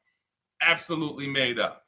Now, what you're seeing now is you'll see, and this is why you never want to go into the dealership looking for a car that you didn't see online first. Online is where we create the competition. Once you're there, we've lost our leverage. That's why everything we teach is called Cars from Home. 99% of your transaction can and should be done from home, where you can see that fine print, where you can actually you can see the dealers who don't have the fake fees before you get out there and waste your time with the ones who do. So you'll see all types of made up fees. Now, what is also being made up, let's go a little deeper on this, is the people, all right, if I put a mandatory service plan on my car, it's not, there's value there. It's not like the internet fee, which is just a ripoff, or the prep fee, which is just a ripoff. There's a service plan built in. Okay, then we have to determine if there's value there for us. There's a key replacement built in. But here's how I would like you to think, yours truly, and anyone who's in a similar situation. You'll be shocked. Anyone who'll be shopping for a used car, type the letter U. I want to drop a couple things for you to keep in mind and lock in. If you're going to be shopping for a pre-owned car, type the letter U. So yours truly, when we're looking at cars, what we want to do is we want to see, oh, sorry, hold on. I'm just, oh, thank you to everyone who shared this broadcast with a friend. I appreciate it. If everyone shares with one friend, we'll change the auto industry in less than a year. So you want to look at, as you're looking online,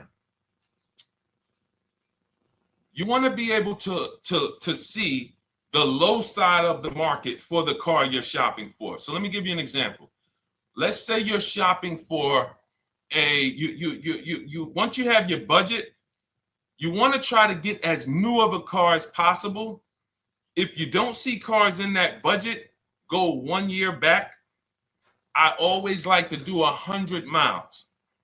You don't want to just do this neighborhood shopping, because here's again, as someone who's been in dealerships or who was in dealerships for 14 years, I can never be in dealerships now. No dealership I wouldn't want to work in a dealership, but there's no person who could tell you guys the unfiltered truth and be in a dealership. They're going to get fired. So, but here's what you'll see. The total cost is what matters relative to how much the car was when it was brand new. I don't want you to pay attention to what they're offering the car for, because that is a made up number based on algorithms and market. Who's ever seen somebody, sometimes you're on a website and it'll say, this car it's a fair deal. It's a good deal. It's a great deal. Who's seen that? That's based on an algorithm. It doesn't actually, it's not real value. Here's what's real value. Let's say you're looking at 4 Honda Pilots. They're asking $22,000 for one, $23,000 for the other, $24,000 for the other, $25,000 for the other. So 22, 23, 24, 25, right? Now you're looking and you're like, well, these cars look a little similar.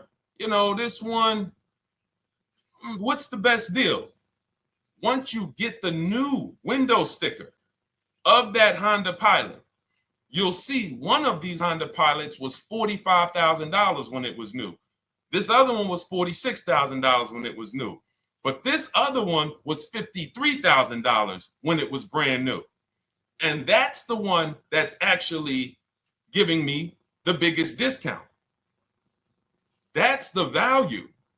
Without knowing the original price of that car, we can't determine what value we're getting in the price they're offering us. And when we don't do this, we make this mistake. We end up doing what some people did during the pandemic.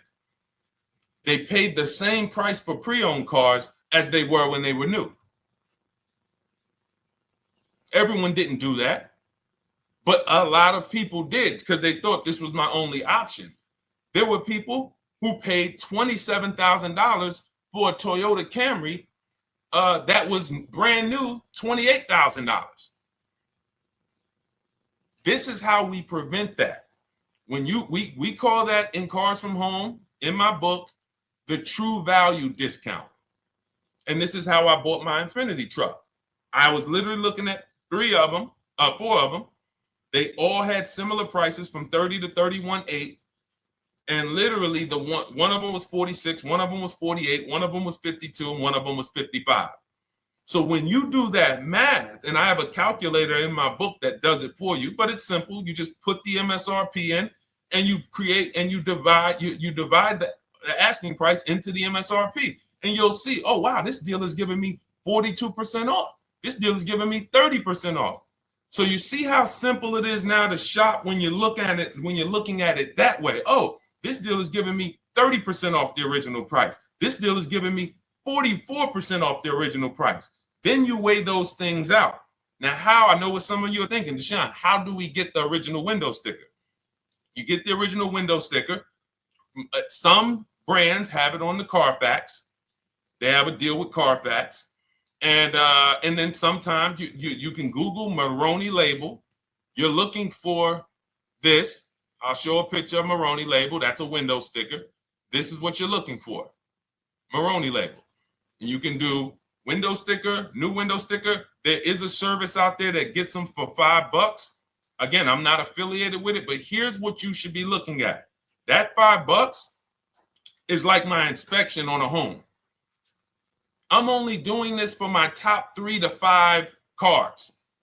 Top 3 to 5. And once I get that, boom, now, if you're not doing this, there's no way you can get great deals on used cars.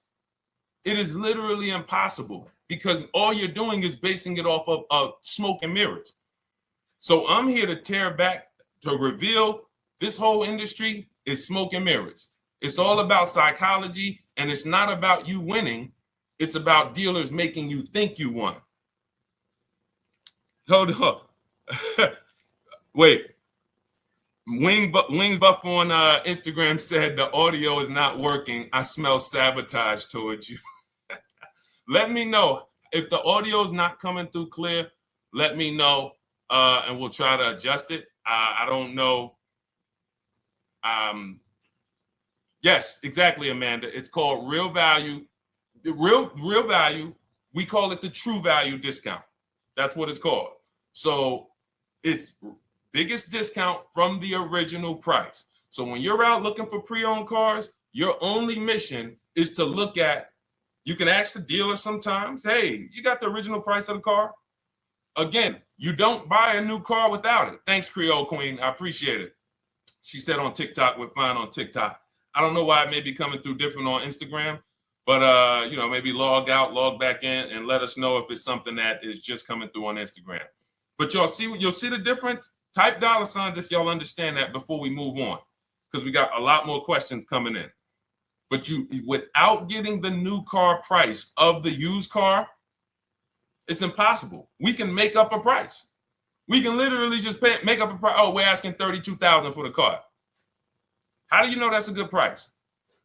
But when you know, oh, that car was originally $61,000, they're asking $32,000 for it. Oh, I saw another one over here. They're asking $30,000, but the original price was $50,000. It's not a good, you get what I'm saying? Lower price, which is what most people flock to. Oh, this one over here is $1,000 less. But that $1,000 less is getting you $8,000 less vehicle. Okay? Type $. All right, yours truly said she's good. Did y'all get that? Y'all getting this? Let me know if y'all getting this. All right. Thanks, Sweet Now. All right. We are live. This is our Monday, May 12th show.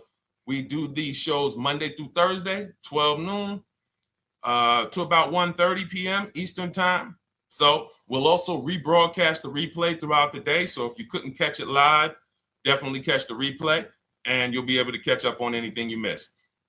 EJ, great to see you on Facebook. How do I buy a Tesla since they only are online and at one price?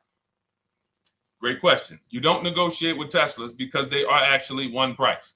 So when you look at a Tesla, you're actually looking at something none of the car dealers do, but they want to make you think they do it. One price, which means when you come into a Tesla in New Jersey, same price in California, same price in Florida, same price in North Dakota. Every other brand Every single car is individually owned and operated. Every car dealership. And, I remember like somebody came on the show and said, oh, Nissan is overpriced. I said, no, whatever Nissan dealer you went to was overpriced. There's another one probably 10 miles away. There's another one 15 miles away. There's probably 8 more of them within 25 or 30 miles. When they can make you think, oh, we're all the same, they got you. Big mistake. Very expensive mistake. Thinking every dealer is the same. They're all different. Even the ones that are owned by the same people, most times are still in some competition with each other. But Tesla, unless you're buying a pre-owned one price, no matter where you go, no negotiation. That's what it is. No other brand is like that, though. Go ahead, Dolan. Next question. Good to see you, Nia. Good to see you, Chantel Davis. Vanessa, good to see you, Maze of Empathy. Jonas checking in on TikTok. Great to see everybody checking in. Yes, exactly. Now, I'm actually pulling up something from my first book. It was called 52 Car Buying Questions Smart People Don't Ask That Cost Them Thousands. One of the questions was, how, when, and why should you visit a car dealership? How, when, why? There's only 3 reasons to be in a car dealership. 3 reasons. That's it. You're there to pick up your car because they don't deliver. You're there to test drive a car, or you are there to have your car that you're selling them appraised. That's it. You're meeting with the used car manager to have a car appraised. That's it. Everything else we do at home if you want to get the same results that the people are getting who are getting. Look, this is Christopher. Thanks so much for these resources. Read your entire book last night. I've already been underway trying to put my deal together. What a great book. I have my quotes together, and now I'm ready to take the next step with the calculator. Now, what he's talking about, notice he said I have my quotes, plural, because we teach something called the 25 to 5 strategy. You're connecting with 25 dealers. This is for new cars and leases. Different process for used cars. You're connecting with 25 dealers online. I'd show you how to do that in 20 minutes. This is not car buying school. We're getting these cars and these deals in literally less time than it takes you to visit one dealership and buy a car. You'll be there for 8-9 hours. We'll put in a couple hours over a couple days. And I'm getting them. Eventually, you'll be able to be as quick as me. I get cars in 60 minutes. Does not matter what I want. 60 minutes. If I'm following up on a deal a couple of months, maybe 90 minutes is going to take me. You'll get there eventually, but in the beginning, take you a couple hours from home. Because what you're doing is you're creating a competition. You're using the internet to create a competition. So we get 5 offers on every car. We will not buy a car without 5 offers, because the only way that you're going to see the 80%, we call them the 80%. That's 80% of dealers that are overpriced. The only way you're going to see that is to get 5 offers. It's going to blow your mind. That's when the veil is lifted. The first time now, if you want to do it your way, you want to call around, get the offers, call around, ask for it, try to not, fine, do it that way. As long as you talk to enough dealers to get 5 offers, because then you're going to see, whoa, they've been playing me. How is it that I'm shopping for the same car? I called and got the same. I called on this Hyundai Sonata. One dealer's telling me it's $480 a month. One dealer's telling me it's $450 a month. One dealer's telling me it's $420. One dealer's telling me it's $375. Another dealer's telling me it's $340.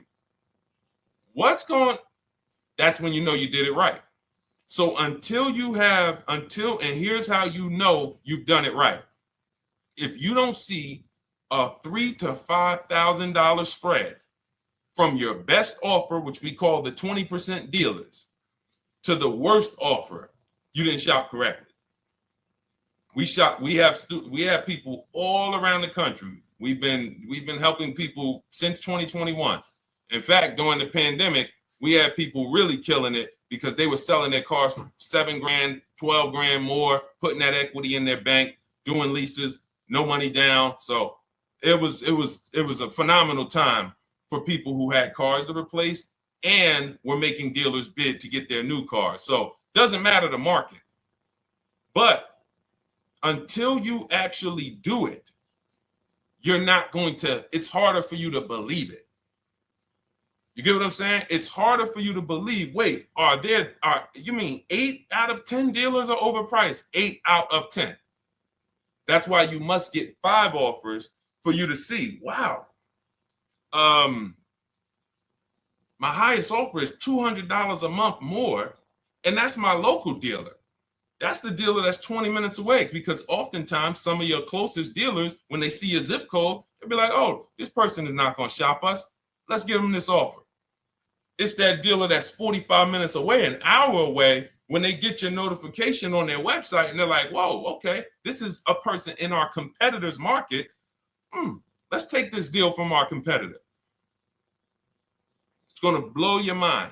And then it'll be changed. Right now, you're just being exposed to the information. And the same thing on used cars. The best value used cars are $3,000 to $5,000 less than the highest price used cars. It's just what it is, because 80% of dealers are going to, even when they say it's their best deal, who's had a dealer say that to them? That's our best deal. That's the best deal we can do. Listen, that's the best deal we can do. Who's had that? Raise your hand. Who's in their car buying purchase, in their shopping, has heard a dealer at any time say, hey, that's it. That's the best deal we got, right? They're not lying. They're just not going to do, they'd rather you leave and they'll sell the car to someone else. Because they're like, we're not going lower than this. But here's the thing, their competition will. That's their best offer. It's not their competition's best offer. So it's very important to understand that. Okay? All right, let's go, Dolan. Let's keep it going. Next question. Oh, good day. I'm glad you got the book, EJ. Use it. Win. Send me your success stories. Continue to just follow it step by step. Ask yourself, what step am I on? It's like a checklist. Boom, that step's done. Go to the next one. Boom, check. Go to the next one. Hey, I'm looking for a car right now. I have 7 to 10 grand. Which way should I go? Well, I mean, if that's your budget, you probably can look for, and this is not what I teach, but I do have we call this a smart car. It's not that type of smart car. The little one stands for saving money at the right time. And if I got 7 to 10, what I'm looking for, I'm on Facebook. I'm looking for something. See, and this depends on what you need. See, needs, you pay for 5 things in a car. You pay for 5 things. Remember this. Size. So anyone who's like, oh man, I need to save money. Here's what and let me actually tell you why I want you to know this. When I was in Mercedes-Benz, right? We had people come in. I remember a woman came in. She's like, okay, I got kids. I need the one with the 3 rows. All right. So she needed the one with the 3 rows. We go through it. We pick it out. Once we get her a price on it, it's way outside of her budget. Now, here's what she says. Oh, what about the one, the 2-row one? Now, my question to her, because I'm an advisor, even when I was a car salesperson, I was still, and my brand was Mr. Mercedes. So the people who are in New Jersey, I created the Mr. Mercedes brand. And I said, didn't you tell me you had kids and you needed the 3rd row? She said, oh, yeah. So I said, why are we even discussing a 2-row vehicle then? She's like, yeah, no, you're right. I'm like, this is just not the vehicle for you. And that's okay. But the worst thing you can do is to go smaller than you need on a vehicle, because now you're not gonna like the vehicle in literally the vehicle's not functional for you. So size is very important. That's why I created something called the smart sacrifices. When the budget starts to get tight, You have to know, what can I take out? So size, amenities. Amenities is, do I need the leather? Do I need the navigation? Do I need the sunroof? Do I need the big sunroof? Do I need the wheels, the fancy wheels? These are amenities. You got power. You pay for power.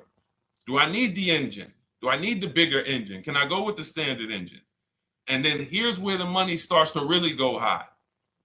Class. So you look at Chevrolet, Honda, Toyota. Okay, that's class. You go to the next class, you're looking at, let's go Infiniti, Acura, Lincoln, Genesis. These are the next class, which means you can have a vehicle, same size, same amenities. It's 10,000, 15,000 more, different class. Then we go, and of course you have Mercedes, BMW, Jaguars, somewhere in between, Lexus. These are going up in class. So, and then the last thing you pay for, which is really expensive, is exclusivity. So when you have a vehicle, oh, no one else has this vehicle, you're going to pay for that. You can have a super small vehicle. It doesn't have a lot of features, but no one has it. It's a ton of money. So as you're looking at your car with a $7,000 to $10,000 budget, you got to ask yourself, what can I take out? And I say, don't let it be size. Go with the smallest vehicle that will suit your needs, and then get the lowest number of amenities that'll suit your needs, the lowest amount of power, and then you look for the most recent vehicle. And I would look for something. Let's just say, for example, someone's looking at a Mazda 3. It's a $25,000 vehicle, brand new. I don't need the leather. I don't need the fancy stuff. I don't need a big bunch of power. I could probably find one for 10 grand that's not too old, maybe about 5-6 years old, if I'm looking correctly. But you have to know what you can live without, because if you go and do what most people do, most people are not going to listen to what I'm saying. They're going to go out and they're going to buy a big SUV with leather and all the features, and then they're going to get a 9-year-old one with no warranty because there's just no discipline there. See, the things I'm talking about, the disciplined people, the people who are financially astute, who's like, Deshone, I never knew that car buying was this serious. How, like, I'm overspending by $5 grand every car, a minimum. There's no way that you're not. So these things weren't taught to you. None of us were taught how to buy a car. We were literally indoctrinated into, this is how you get cars, ladies and gentlemen. And who indoctrinated us into that? The auto industry. The auto industry. No one told us, oh, create competition, shop for cars like you shop for other things online. There is an internet, no one taught us that. So you have to say to yourself, all right, boom, I got to unlearn so that I can relearn the new way to make sure every time I get a car that I love and I get the most for my money, which is not what most people are doing out here. There's blood in these streets. You hear people, oh, there's no cars, there's no deals. They're walking in the dealer saying this stuff. Like, you're going into a person who wants to sell you something and giving them all the strategy, all the ammunition to sell you, raise the price. Hey, man, I've been looking for this car. Not many people has it. Cha-ching. Thank you for telling me that. Oh man, the tariffs are coming too, right? I hear the tariffs are coming, so things are getting more expensive, right? Yep, absolutely. Yes, they are, Mr. Customer. Thanks for saying all of this stuff. That's how most people buy cars. That's why the auto industry is just printing money on the public. So you got to change your behavior, and that's what we do here. And it's easy, and it's fun. You look at the people. Look, and we'll take some more questions because I see we got one that just came from Nurse Gregory. I got you on TikTok. So this is our Monday, May 12th live show. So we are live. You can feel free to type your question. We rebroadcast this show throughout the day, but we are live every Monday through Thursday at 12. So, but look, when you look at the confidence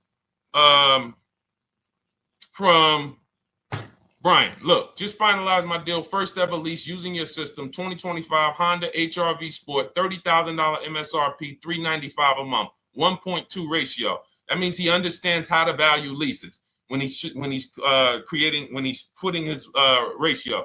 12,000 miles, 36,000 miles, 36 months, no money down. Initial quote was 434. Then he used our calculator, and the counter offer came down to 394. Listen to the confidence. Look, I bought your book, use your system, just closed my deal, have positive results to report. A caveat is I wanted a newly released 2026 Genesis, not even out yet, not even out, GB70.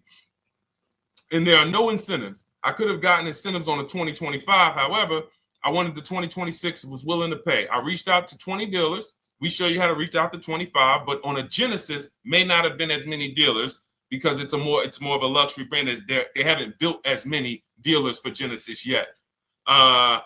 He says he received 9 offers. Look, that's how we know when you're doing it right. 5 offers, 9 offers, 7 offers.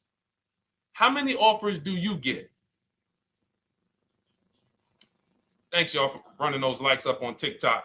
Could y'all just keep double tapping the screen every time you hear something you like? You're going to see those likes continue to run up. See, this is it. I'm happy with this. Look, he gets an $815 a month payment on a $58,000 vehicle, 1.4. Now, again, 1.4 is incredible value when you add up those payments relative to the MSRP and taxes. Our goal with leases is to be under 1.5%. Now, I know for a fact he could have gotten about 1.2 on a 2025 Genesis because I just saw a person who's using our system get that. Phenomenal deal. But he wanted that 2026. So he gets his bids. And again, until you see the other offers that are 150, if every single time you get a car, you're not seeing $3,000 to $5,000 minimum from the car you get to the other offers that were offered to you, then you weren't shopping correctly. And again, if you want to do it yourself, you want to call around to get quotes, feel free to do that. We do this all online without talking. Who doesn't like to talk to dealers? Type me in the chat. You don't like to talk to dealers. So the people who are using our stuff, they're not going in trying to remember, oh, I'm in the dealership now. Let me say, what did Deshone tell me to say? All right. Oh, man, I'm not supposed to tell them about my trade-in. That's old 2005 stuff that car dealers been on. We've been knew about that stuff, that you were holding your trade-in till the end. That's why we're going to ask you questions that you're not really ready for. Hey, Paul. Hey, good to see you, Paul. Thanks for jumping in, coming in today. The car you drove up in, whose car is that? That's what you've been driving for a couple of years? Yeah, okay, yeah, that's yours. Okay, perfect. So we are already trained to ask you questions that we're going to get the information. So the only way, I'm not training you to go in and do battle and negotiate with someone who negotiates 3 times a day, 5 days a week. When you step back, start making dealers negotiate with themselves. That's what bidding is. You're going to see, whoa, it's easier to save money from home than it ever was going into a dealership. All right. Good to see you, Jamel, on YouTube checking in. Good to see you, Paul, on Facebook checking in. We are live on Facebook, Instagram, YouTube, and TikTok. And for those who, hold on, let me see. Do I got any sharers? Who shared the broadcast? Raise your hand so far. Raise your hand so far if you shared the broadcast with a friend or if you hit the share button. Nurse Gregory? All right, Nurse Gregory, send me a DM. You got a free copy of my book. Let's see. That's it. I don't think we have any. No, if you share now, it's too late. So I wanted, let me see. Because Nurse Gregory, you have been on the show for a little minute. See, I do that stuff every now and then. I do that stuff every now and then. That's why when I ask you guys, like, to help me get this message out so we can help more people, you never know when I'm going to just say, you know what? You got a free copy of the book. So, I ask you guys to continue to share this broadcast so that we can help more people. Like, this is not about, because follow me. until most of the country is actually shopping from home, it makes our job shopping from home a little bit harder, because literally dealers know on a weekend, they come to us on Friday, hey, how many appointments we got? We got 200. 200 over the weekend. So they expect you guys to walk in. So until that goes from 200 to 100, and they're like, whoa, what's going on here? Whoa, people are not really walking in anymore. We're getting half the appointments. Oh, wait, what's going on? We only have 50 appointments. Memorial Day weekend, we got 100. We're normally at 300 appointments over a Memorial Day weekend. So until we start doing this collectively, it's hurting. It makes all of our jobs a little bit harder. So that's why I appreciate the people who share the broadcast. Yep, send me a DM. Okay, so let's go. We got more questions coming in, so pull them up, Dolan. Let's go. And this whole stream is sponsored by my new digital book. It's called Cars from Home: 7 Steps to Saving Time, Money, and Avoiding Dealerships. It's already 5-star rated. And, I'm reading a couple of the testimonials. Thank you to the people on Goodreads who reviewed that book. Thank you so much. And it's normally $97, but as part of our welcome offer, you can get yours for $24. That's 75% off. You can go to my TikTok bio. It's only for 2 hours. So once that 2-hour timer goes to zero, price does go back up to $97. So head to my TikTok bio, the Instagram bio, YouTube comments, or the Facebook comments. Grab yours for $24. Save you 75%, and just use it. It's a step-by-step blueprint checklist to dominating the car market. Okay? And someone remind me to talk about the 3 pillars of great car deals before I end the show. Please, the 3 pillars of great car deals. We got about another 45 minutes, but remind me before we end the show. If you don't operate with the 3 pillars, there's no way you can get a great car deal. And I know this sounds like bad news, but I can't get you the good news. I'm like a financial doctor. And we have financial cancer when it comes to cars. So it's not a pleasant thing, but we can get you to the other side. You're losing a ton of money. You're losing equity. You don't even know you can sell cars without the title that you haven't paid off yet. You don't know you can sell leases. All of this stuff is costing you thousands and thousands of dollars, but we can get you to the other side. Third, so nowadays, it's always better to just buy new, especially if you plan on keeping the car long term. No, absolutely not. If I'm keeping the car long term, there's something. So step 1 in our book is called the 8-year rule. It's the 8-year rule. Who's always wanted to know what's better, buying or leasing? Type me if you've always been like, Deshone, I hear about buying, I hear about leasing. When is it better? When is it better to buy? When is it better to lease? Who's had that question? We have an anchor called the 8-year rule, which answers the question. The next car you're buying, how many years are you planning to keep it? Type it in the chat. We had a bunch of people that said they'll be shopping. The next car you're going to be purchasing, how many years do you plan to keep it? Okay, Nurse Gregory, I see 5. Okay, let's get some more answers. How many years do you plan on keeping the next car you are going to purchase? 2 to 3 years, Jamel Singletary. Perfect. Good to see you, Jamel. Rain King Leo on Instagram, 2 to 4 years. Perfect. Okay. Paul on Facebook says as long as possible. You got to go with a year.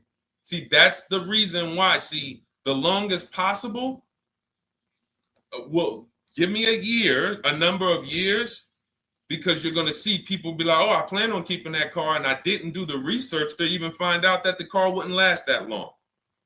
So, I'm not going to buy certain cars planning to keep them as long as possible, because it says literally around 100,000 miles, I'm going to start having problems with them. So if I buy them pre-owned, then I get to 80,000 miles.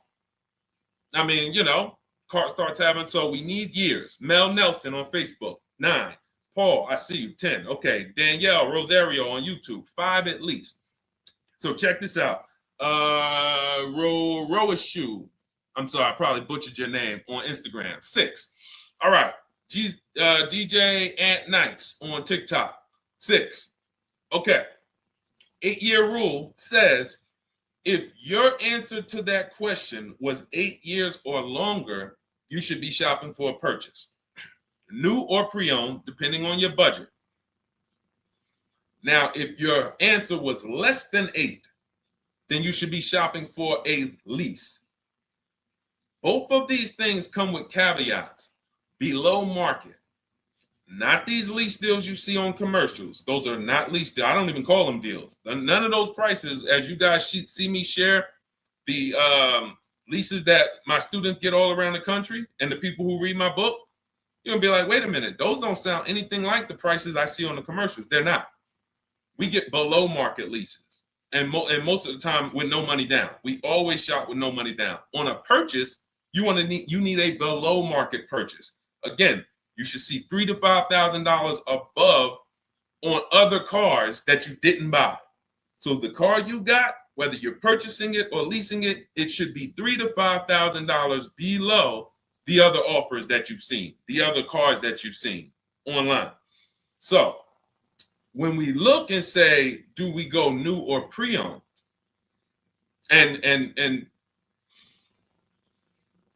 I know some of you got shocked with who was taught never lease a car. Like when I just said the 8-year rule, and I said, hey, all of you who your answer, Jamel, 2 to 3, you should be shopping for a below market lease. Dario, YouTube, you should be shopping for a below market lease. Madison, Marv on Instagram, below market lease. Yep. Rain, you've had your car for 3 years. You're already debating getting rid of it. You should be shopping for a below market lease. Yep. Nurse Gregory, below market lease. DJ Ant Nice, below market lease. We'll talk about that in a little bit. You can ask why. But raise your, if you were taught never get a lease, never lease a car, let us know in the chat and we'll handle that. But I want to answer the rest of this question because he asked, is it always better to buy new? So if his answer, for those of you who said, I'm keeping more than 8 years, I'm not breaking the 8-year rule, I'm shopping, don't think about leasing. You're keeping at least 8 years, leasing should not even be in your vocabulary. Now, new or pre-owned. That's based on 2 things. First is budget, because you want to go over your needs and say, what do I need? Can I get everything I need in a car for my budget? New? No. Most times, you can't.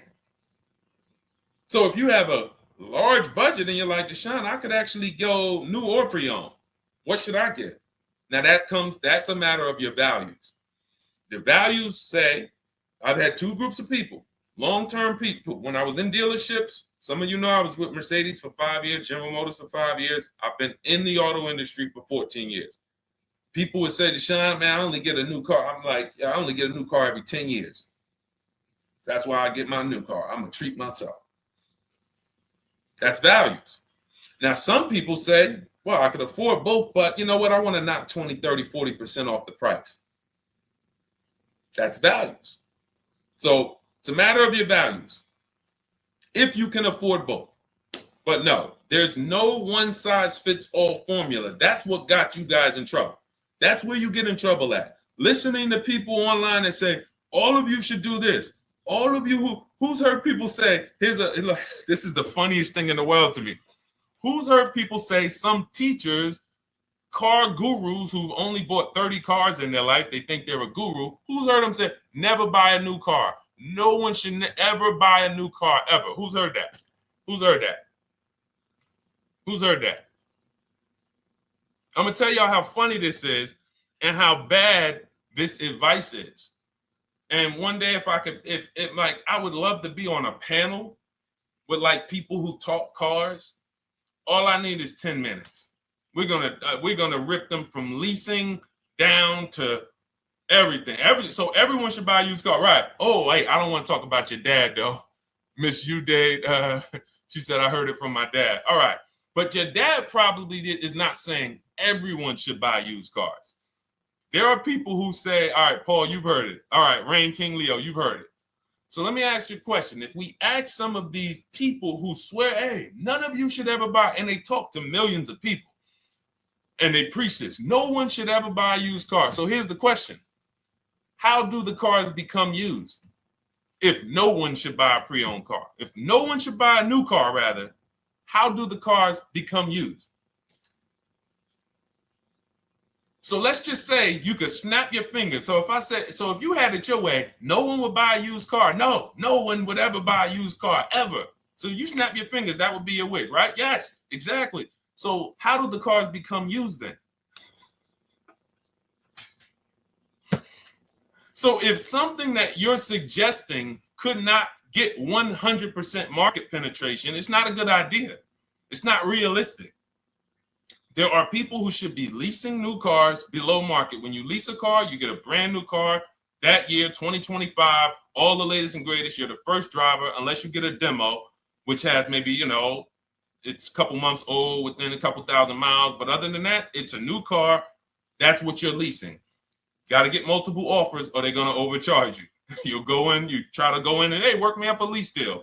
You'll be like, whoa, this doesn't sound like what Deshone said those leases. But that's got to say, because we don't go into dealerships to get lease prices. We stay at home and get multiple prices from home. You're walking into an 80% dealer.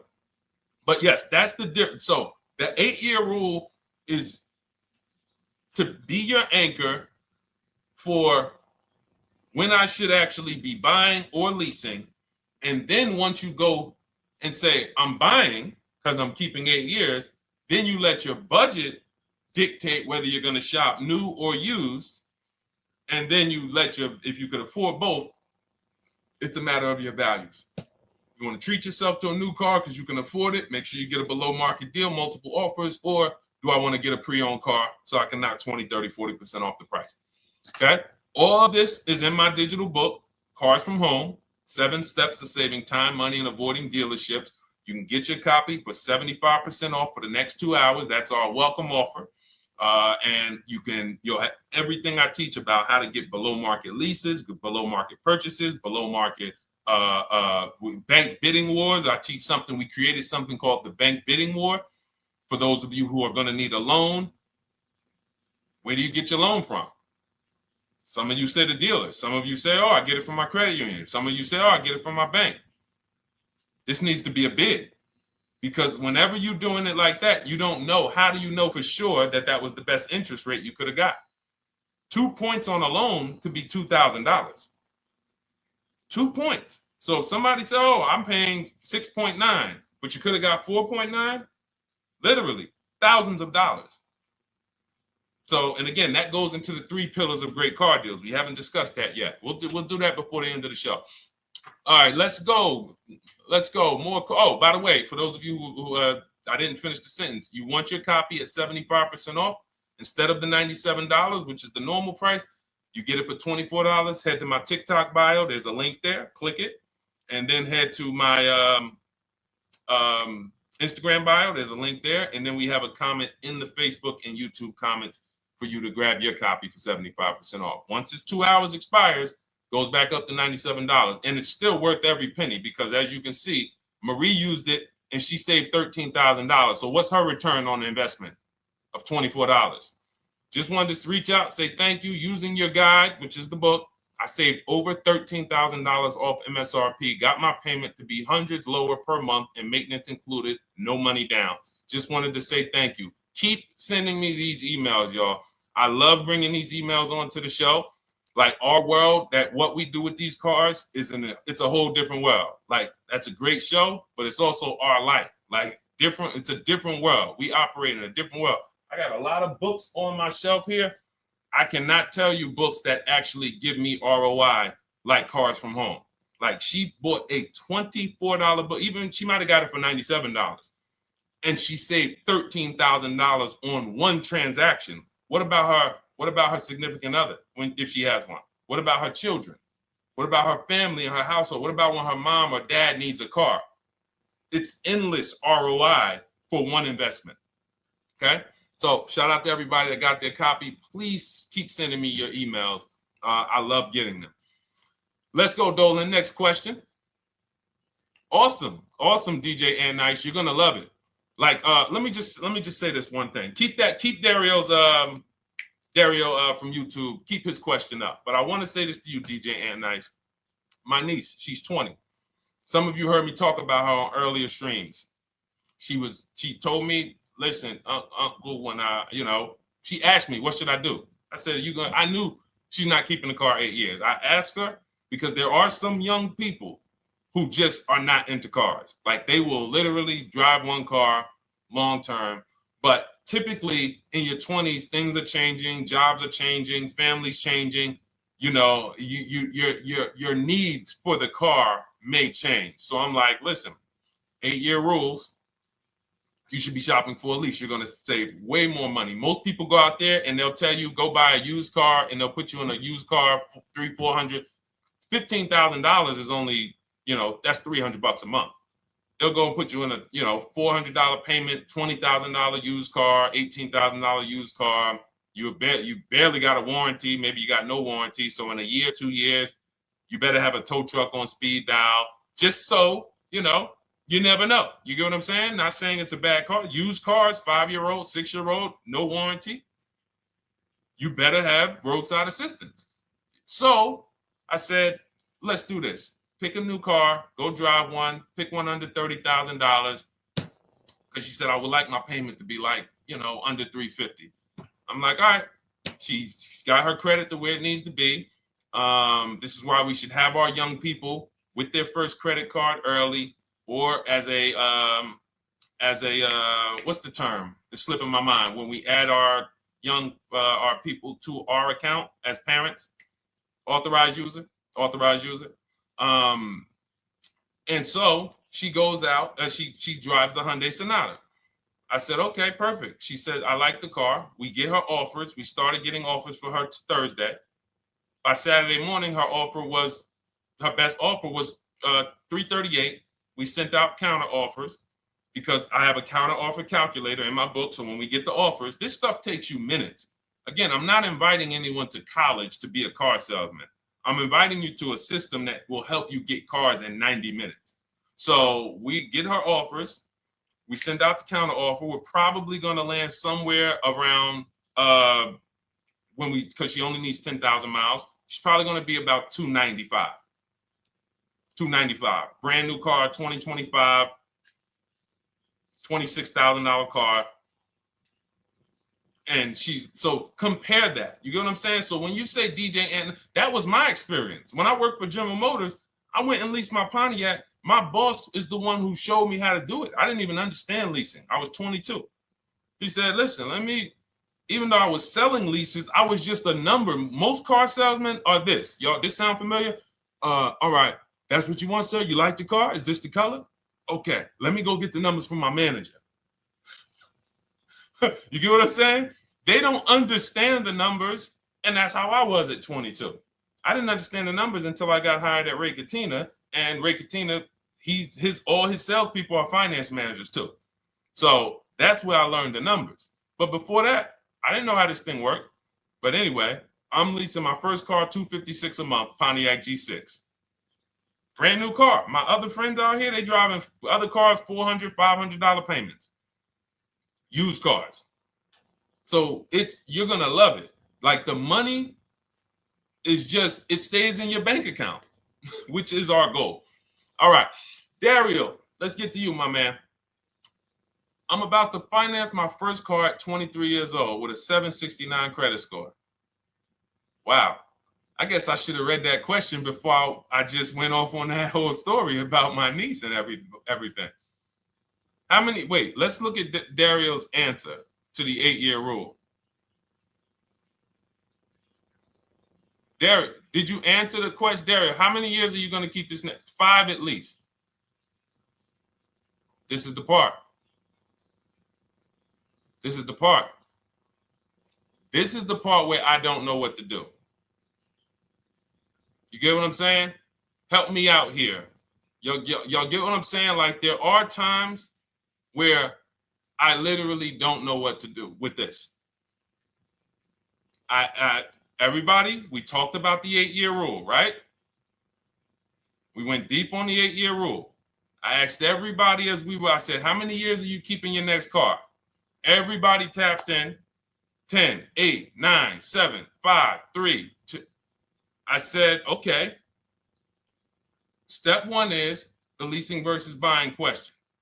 What's going to save me more money? If you are not keeping your car 8 years, you are absolutely overspending by not getting a below market lease. Then, which I didn't even count on, DJ Ant Nice comes and says, hey, man, you talked me into getting this lease because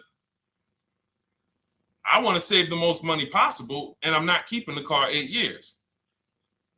Then I walk you through a scenario where my niece, her first car, she's 20, she's about to lease a brand new Hyundai Sonata, and her payment's going to be $295 a month. Add that up, $295 a month for 3 years, $295 a month times 36 is $10,620. That is her payments over 3 years. $10,620 over 3 years, which means if we look at the $26,000 car she's getting, and then we look at the taxes and fees on that $20,000 car, we're probably going to be somewhere around $28,000. Oh, I'm sorry. I'm wrong, y'all. I just pulled up the MSRPs on that car she's getting. It's $28,500. $28,500. She's paying a little over $10,000 to drive a $28,000 car that with taxes and fees would probably put her around $30,000. A little more, but let's just say you get a little discount, $30,000. She's paying. So if she bought this car, what would that car be worth in 3 years?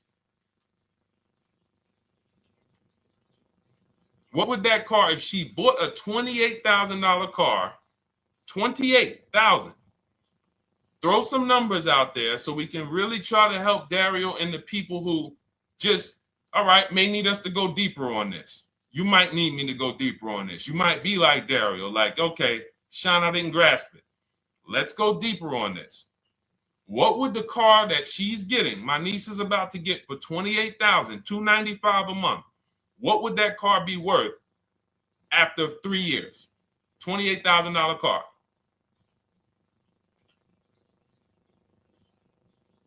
KJ Wonder, it's in the bio. Just click that link in the bio and you'll see a link that says $24 welcome special.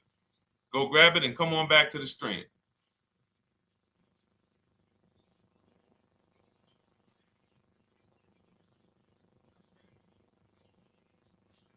Anybody want to tap in?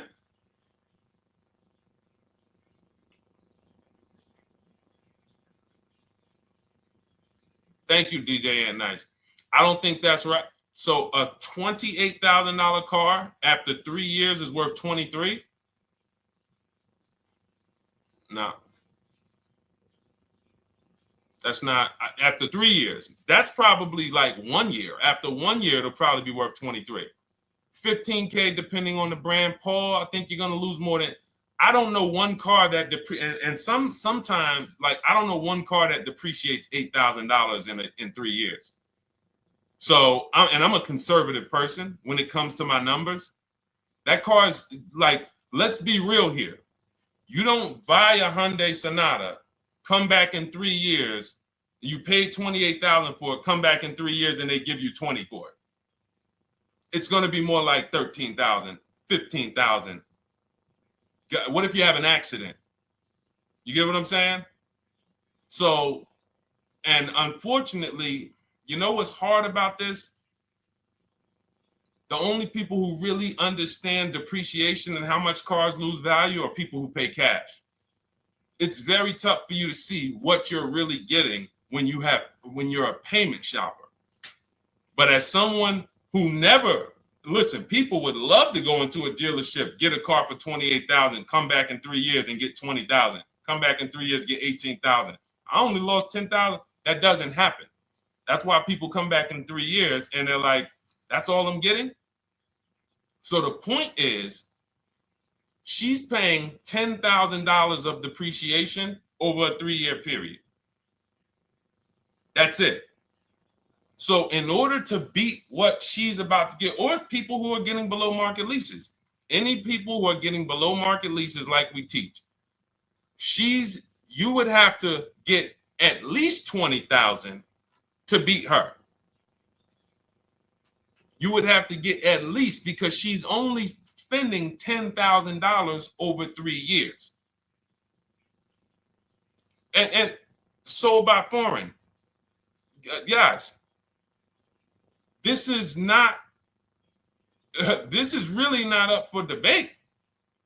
And unfortunately, maybe the pandemic threw you off, because some of you, if that was like your first car you ever replaced, and you went and you got out of that car during the pandemic when every car was worth $7,000 to $12,000 more than it should have been worth. You can't do that today. And we had people right after the pandemic writing me saying, oh, yeah, I'm going to do this, and then I'll go and trade that and get all my money back like I just did before. No. That was a very rare case of limited supply, the supply chain of cars. Now, we might see that again with tariffs. When tariffs come, we might actually see our cars appreciate, because the whole new car market is going to be more expensive.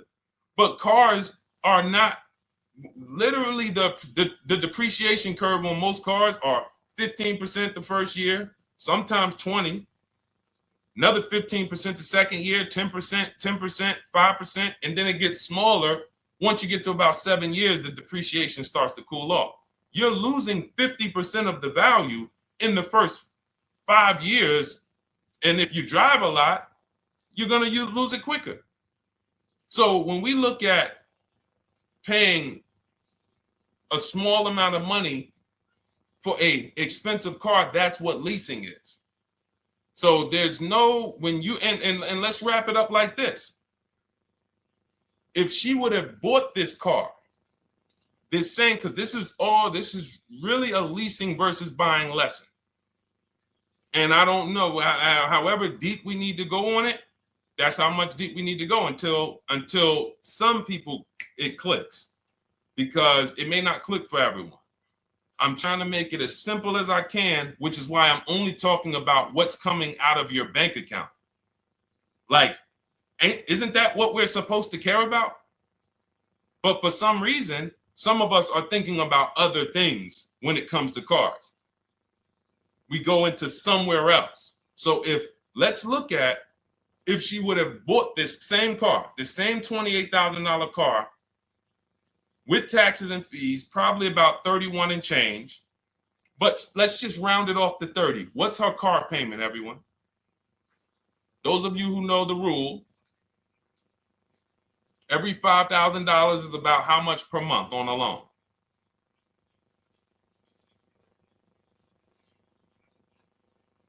Every $5,000 is about how much on a loan?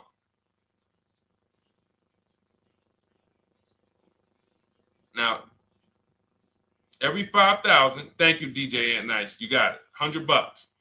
So again, these are videos that I make that, thank God, has been seen hundreds of thousands of times, some of them into the million.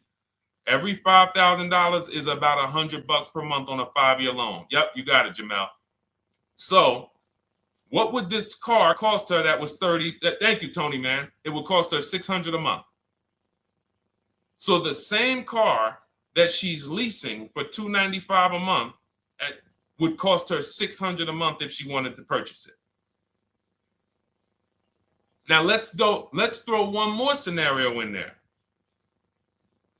Let's say she finds one for this price that yours truly said, about $18,000. She gets a 3-year-old used one. 3-year-old used car, good mileage on it, taxes and fees. She's a little over, let's round it off to $20,000. What's her payment? What's her payment for a 3-year-old used version of what she's getting new right now?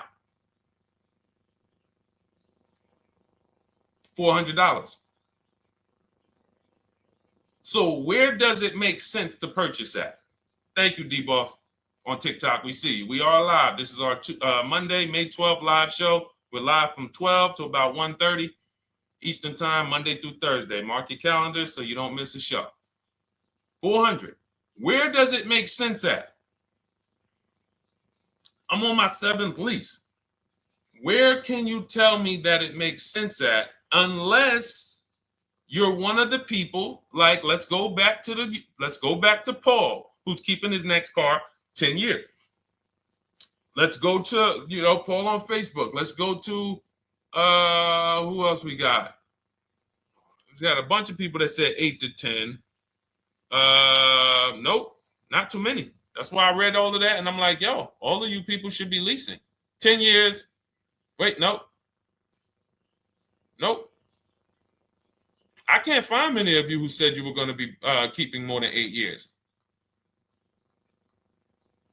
So where does it make sense at? That's 3 scenarios where we took the same exact car that she's about to get for $295 a month, brand new 2025. We said, okay, if she got the same deal on that new car, she'd be paying $600 a month for 5 years. If she took it for a 6-year loan, she'd probably get her payment down to $500, but that's for 6 years. And again, she's not keeping the car that long. So when she goes to replace it, she's probably going to have negative equity in 3 years, like most people. Come back, every single car transaction you do, oh, I'm replacing it. Oh, you got negative equity. Oh, dang, how? This is how. And then we took another scenario of her buying a pre-owned one, and her payment on a 3-year-old one with 1 year left of warranty is higher than her payment on the new one. Where does it make sense? Thank you, Tony, man. It doesn't. It doesn't. Listen, depends on the interest rate and the length of the loan. We always, this is an average interest rate. So it's not going to be, your interest rate isn't moving you from from every $5,000 on a loan being $100 a month to every $5,000 on a loan being, $50 a month. No, it's not the way it works. Good interest rate, maybe every $5,000 is $90, 85 tops. It's not 50, to the point where, and this is how people get in trouble. That's why our people don't get in trouble, because they don't go in looking at a $20,000 or $30,000 car saying, oh man, I'm gonna get that to $400 a month with no money down. Yeah, you'll get it $400 a month with no money down. Your loan's gonna be 96 months. So when we have these boundaries, this is how we move. We're not even talking about the bidding process. We're talking about the bidding process is how we get the dealers to give us the best prices. Right now, what we're talking about is structuring our deals. Because if you go out and you get a great deal on a purchase, but you should have leased, you got a bad deal. You got a bad deal. If you go out and you get a great deal on a purchase, let's just say she gets $5,000 off this car. So instead of 30, she purchased it, she got them to knock off $5,000. Her payment still, instead of $30,000, it's $25,500 a month. Thank you, Just Enjoy, appreciate it. It's fine. So a great deal on a purchase, when you are not keeping the car 8 years, is a bad deal, because it cannot compare to if you had gotten a below market lease. It just doesn't compare. That's why I'm showing you these numbers. I'm a math person. I was in calculus as a junior. I love math. And my goal is to try to make the math simple by just showing y'all, hey, here's 3 scenarios: new car, used car, lease. Here are the numbers: $600 a month, $400 a month for the used car, $295 a month for the lease. But we say we want to save money. We say, oh man, things are getting more expensive. Money's important. But we're still letting old mindsets make us do things that don't serve us, because we were taught that, even though it makes no financial sense. So the hardest thing that I have to do is get you to unlearn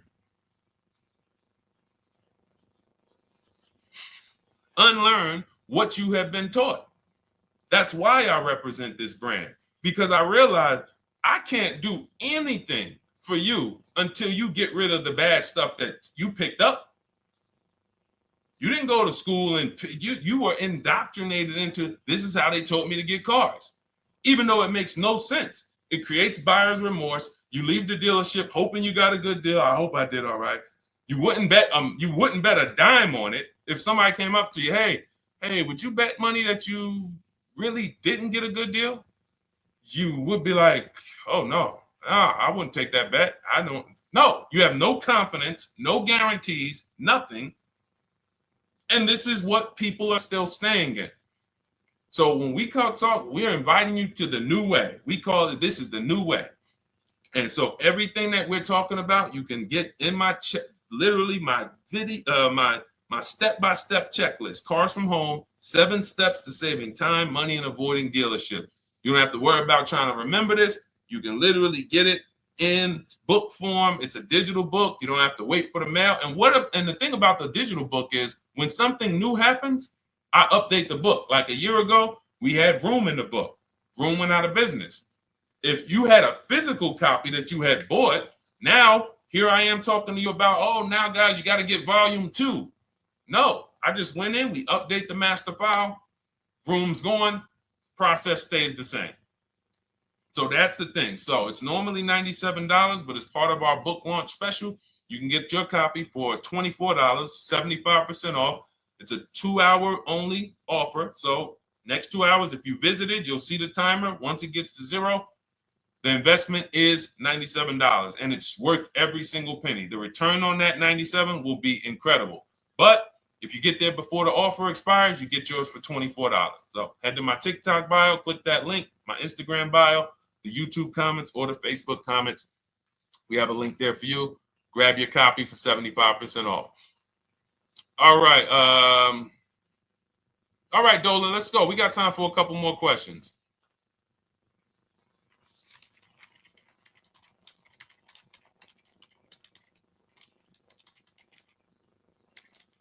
Okay, I'm shopping for a 2018 to 2019 Platinum Escalade. Should I buy in town, or what do you feel about delivery charges from out of town? I would compare. So it goes back to what we started talking about on in the show when we first started. Total. This is why you need to know the original price.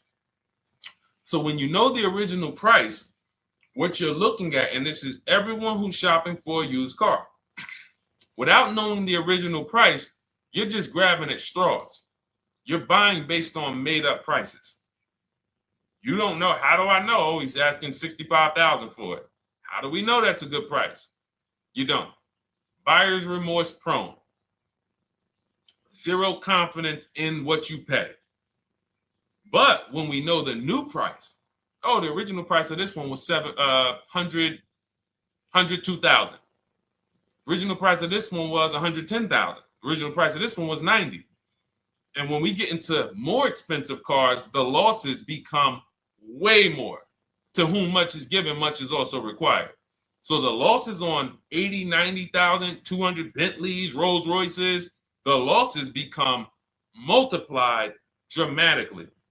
So if we knew, okay, this one was originally $102,000, they're offering this for $60,000.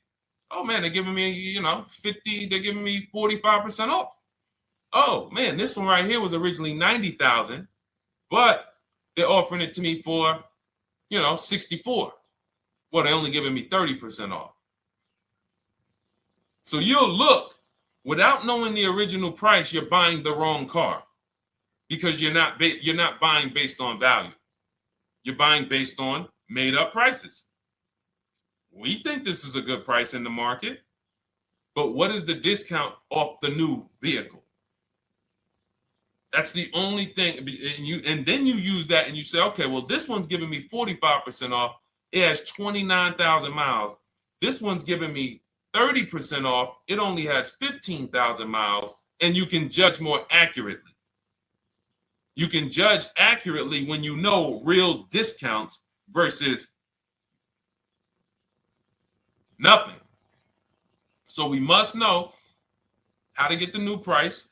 I mentioned it. Some brands have a agreement with Carfax. You can get it on the Carfax. Some brands have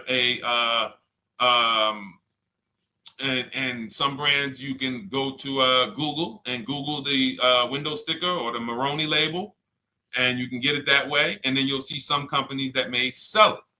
But again, I'm never buying a used car without knowing the original price. And anyone who's listening to me and using the Cars from Home system, none of these people, Christy, look, none of these people, Milligan, Courtney, Melissa, Sheree, Ken, none of these people are buying a used car without knowing the price, the original price. That's how they get you.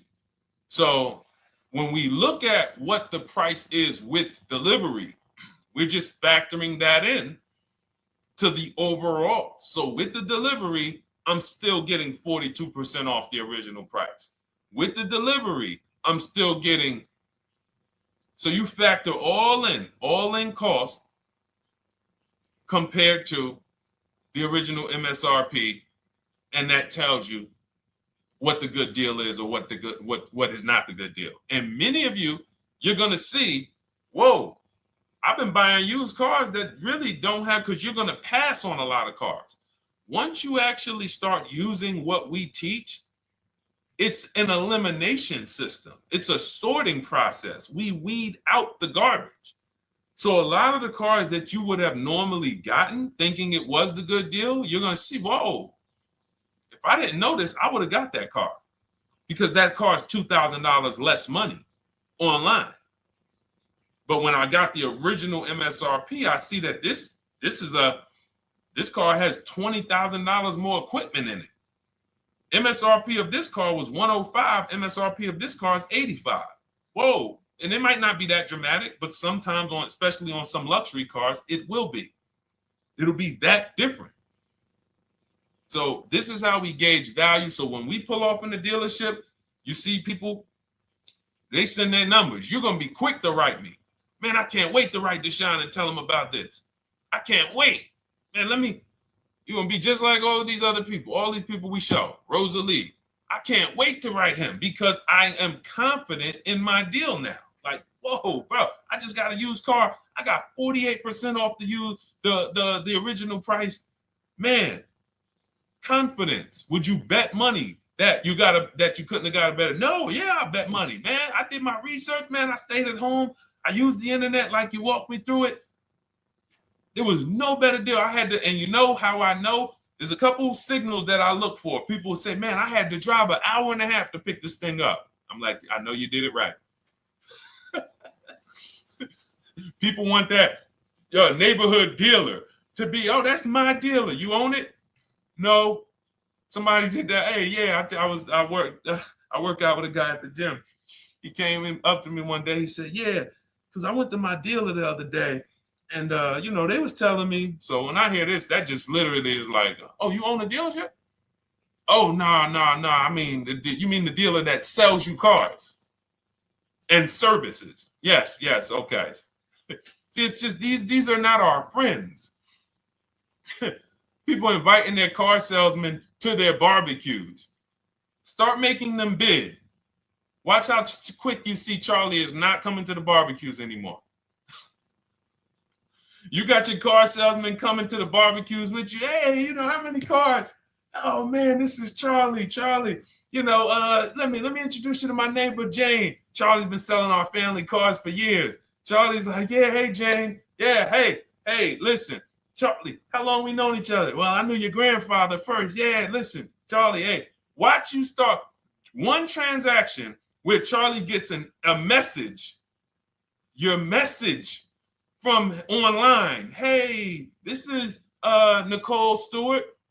I'm looking for this car. We have all of these templates in my book too, so you don't even have to think about what you're going to write. You just copy and paste them. Hey, phone's going to be ringing for him. Now, we use a shopping email and a shopping phone number. We never give the dealerships our phone number. We don't want dealerships coming to our personal phone number. We use a Google Voice and we create a brand new Gmail. So you look and next thing you know, you're getting a phone call. Hey, Miss Stewart. Hey, Nicole. Calls you by your first name because, he knows your grandfather and everything. Hey, Nicole, I just got the email saying you wanted to get some, you were shopping online. Like, what? Come on. So when are you coming in? You come on in. No, actually, I decided I'm going to get a couple offers. I just want to make sure. Now Charlie has to compete. Now Charlie has to compete. And you're going to see that Charlie doesn't like to compete. He likes to make you think he gives you a great deal. And what you're going to see is Charlie's not going to win that battle all the time. Now, sometimes they'll go to bat and say, listen, I just got to do. But if he works for an 80% dealer, they're not going to let him go low enough to sell the car to you and win the bid. They're not going to let it happen. He can't do it. And then Charlie, that'll be the last barbecue that Charlie came to. Last barbecue. Oh, man. So, wait a minute. Molly, pull up Molly on Facebook's comment. Dolan, she just commented. We are live, y'all. This is our Monday, May 12th show. We do these shows from Monday through Thursday, 12 noon to about 1:30. So make sure you set your calendars and tell your friends and family, because they're out there shopping right now and they're getting their heads chopped off. I hope YouTube doesn't censor me for that, but they are. And if we were to look at their car deals compared to what our people are paying, you would be like, yo, they got. So pull up Molly's comment, please. Okay, there we go. After listening to you, okay, I got called in for another option of SUV I ordered, and boom, they had over $6,840 in options. Ceramic coating, tint, theft protection, yet they kept going down on the price but never removed it. I left. See, and this is, so there's two. One thing you did wise was to not take the deal. What I want you to get to is the point where people can no longer waste your time. When you get to a point, see, with all of you using the Cars from Home system in my digital book, it's impossible to have anyone waste your time. Because when they waste your time, they actually still feel like they won. I'm going to tell you why. We're going to sell this car to someone else, and you still need a car. So that's why that's a reason why who's heard wait till the end, this bad negotiating advice, wait till the end to tell them you have a trade. They know that they literally will do this whole negotiation. You've been in there for 3 hours, 4 hours. Now you spring your trade in on them, and they know, well, we don't have to give her what she wants. We don't have to give her $16,000. Yeah, offer her 14. Offer her 14.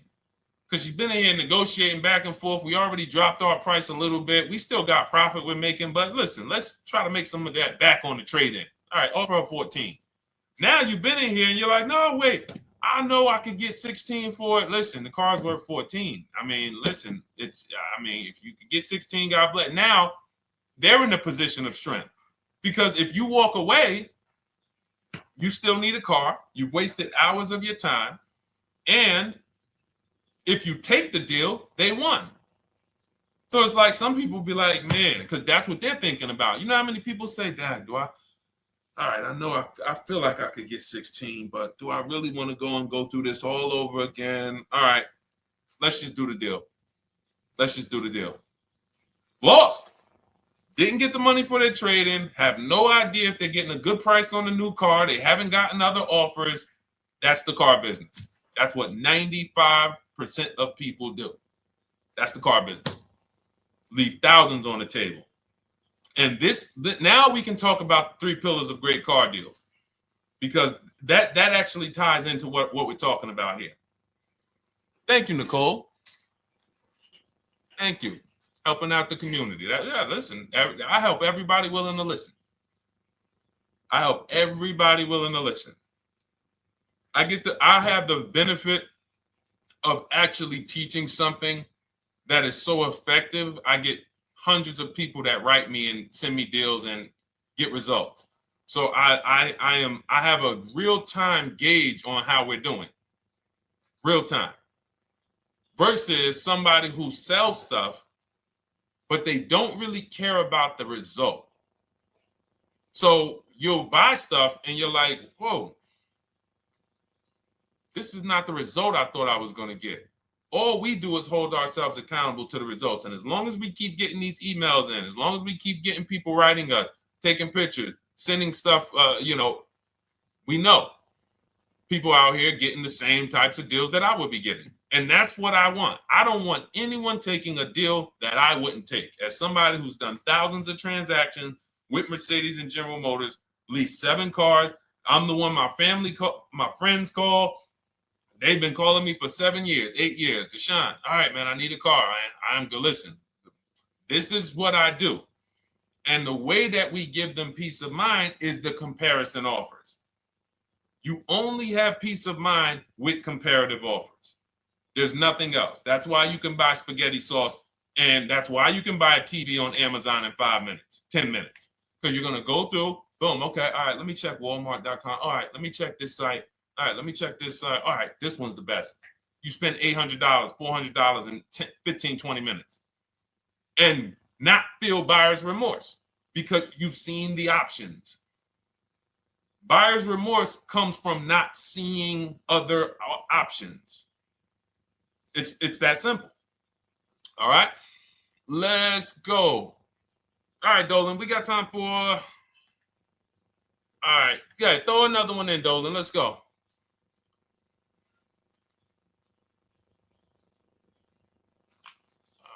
right. Okay, 2015 Mercedes-Benz C-Class C300. Hey, wait a minute. R. Hunter Photography. Just got the book, and I'm looking forward to reading it. Congratulations. Everyone who got your book, just type book in the comment section. I just want to give you a shout out. Thank you so much for those. If you have the book or if you just got the book, just type book. Thank you so much, R. Hunter Photography. Appreciate you. Make sure you send me your success story.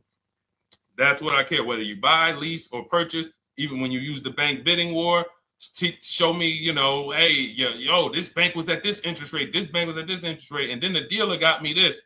Write me all of that stuff. I love hearing all of that. Michael, good to see you. Michael McLaurin on TikTok. Thank you so much. Use it and win. Use it and win. I want that book to return to you $5,000 to $10,000 per deal. So every single time you do a car deal, that book should be returning to you $5,000 to $10,000 per deal. All right, 2015 Mercedes C-Class, 85,000 miles. What are you thinking? See, there's nothing there. You get what I'm saying? There's nothing there. You have nothing to compare it to. Now, here's the thing. We teach something in the book called, and we still got to go to the 3 pillars of great car deals again.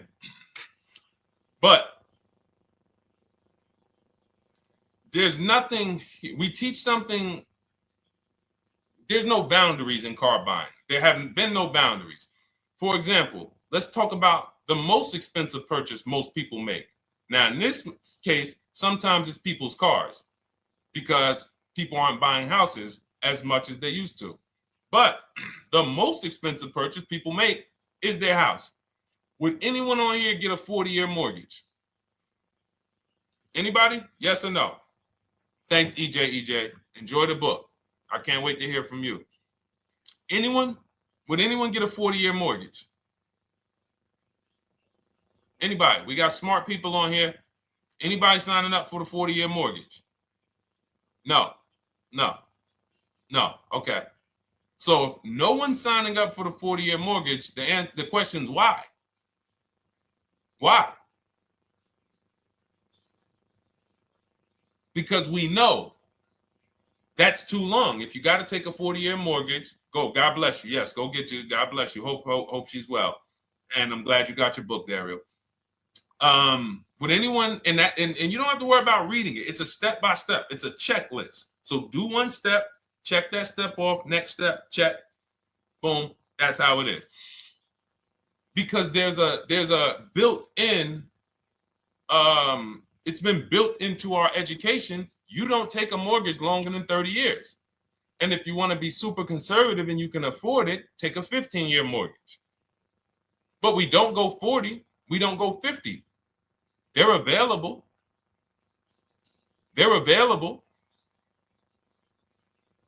That's the same thing with 8-year car loans, 7-year car loans. And when we look at, so we have something called the rule of 72, which is 6 years, and the 10th birthday.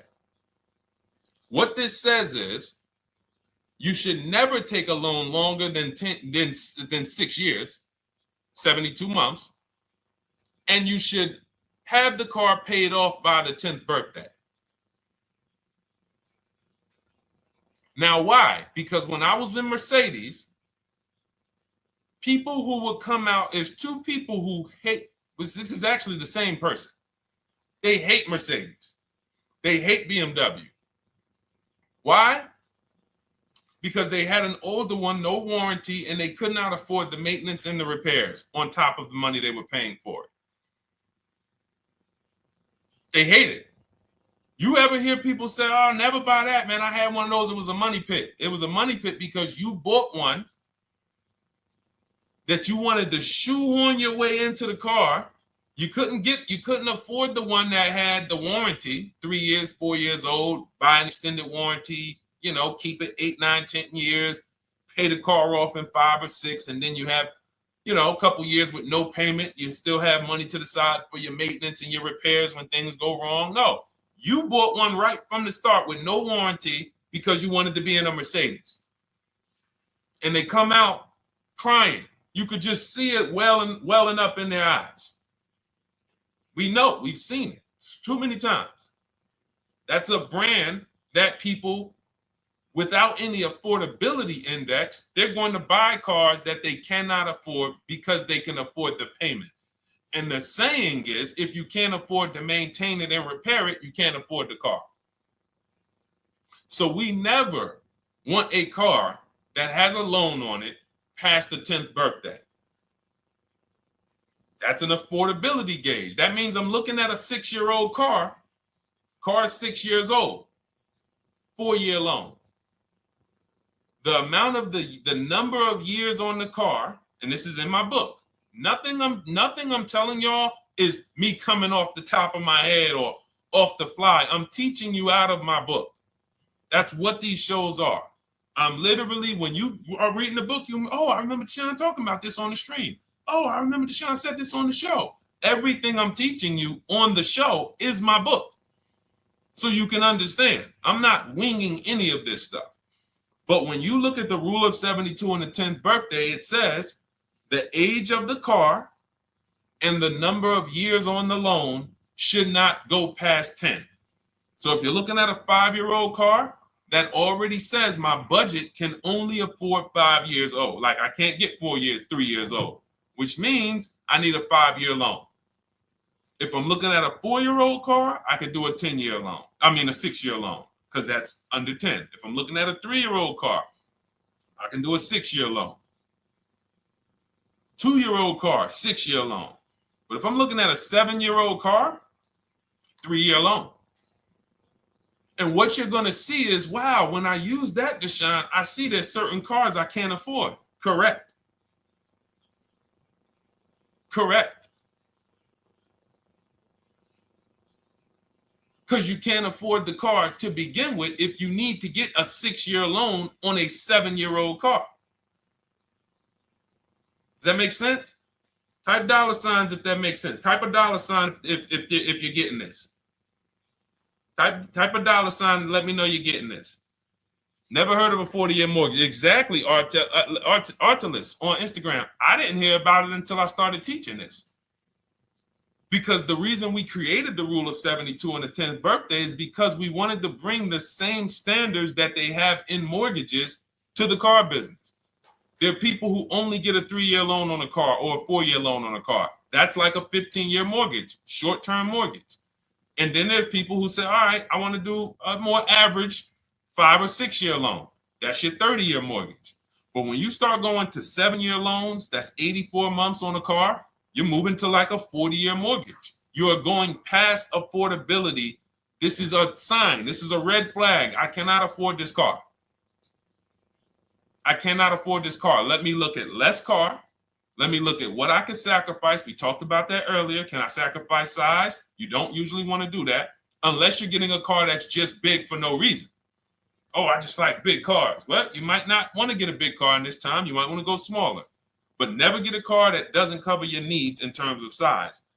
What you really want to look at is amenities. All right, I don't need the big sunroof and the leather and all of this stuff. You know what? Let me go to the next amenities down. Class. So you're like, oh man, I'm used to driving Lexus. I'm used to driving Mercedes. I'm used to driving Genesis. I'm used to driving Infiniti, Acura. No, maybe you got to go down to the next class. You'll save $5,000-$7,000 going to a lower class of vehicle. These are the things that you want to be looking at. This is how you want to approach. This is how you don't. This is how we win. This is how you understand your car transactions versus just like, all right, time to get a car.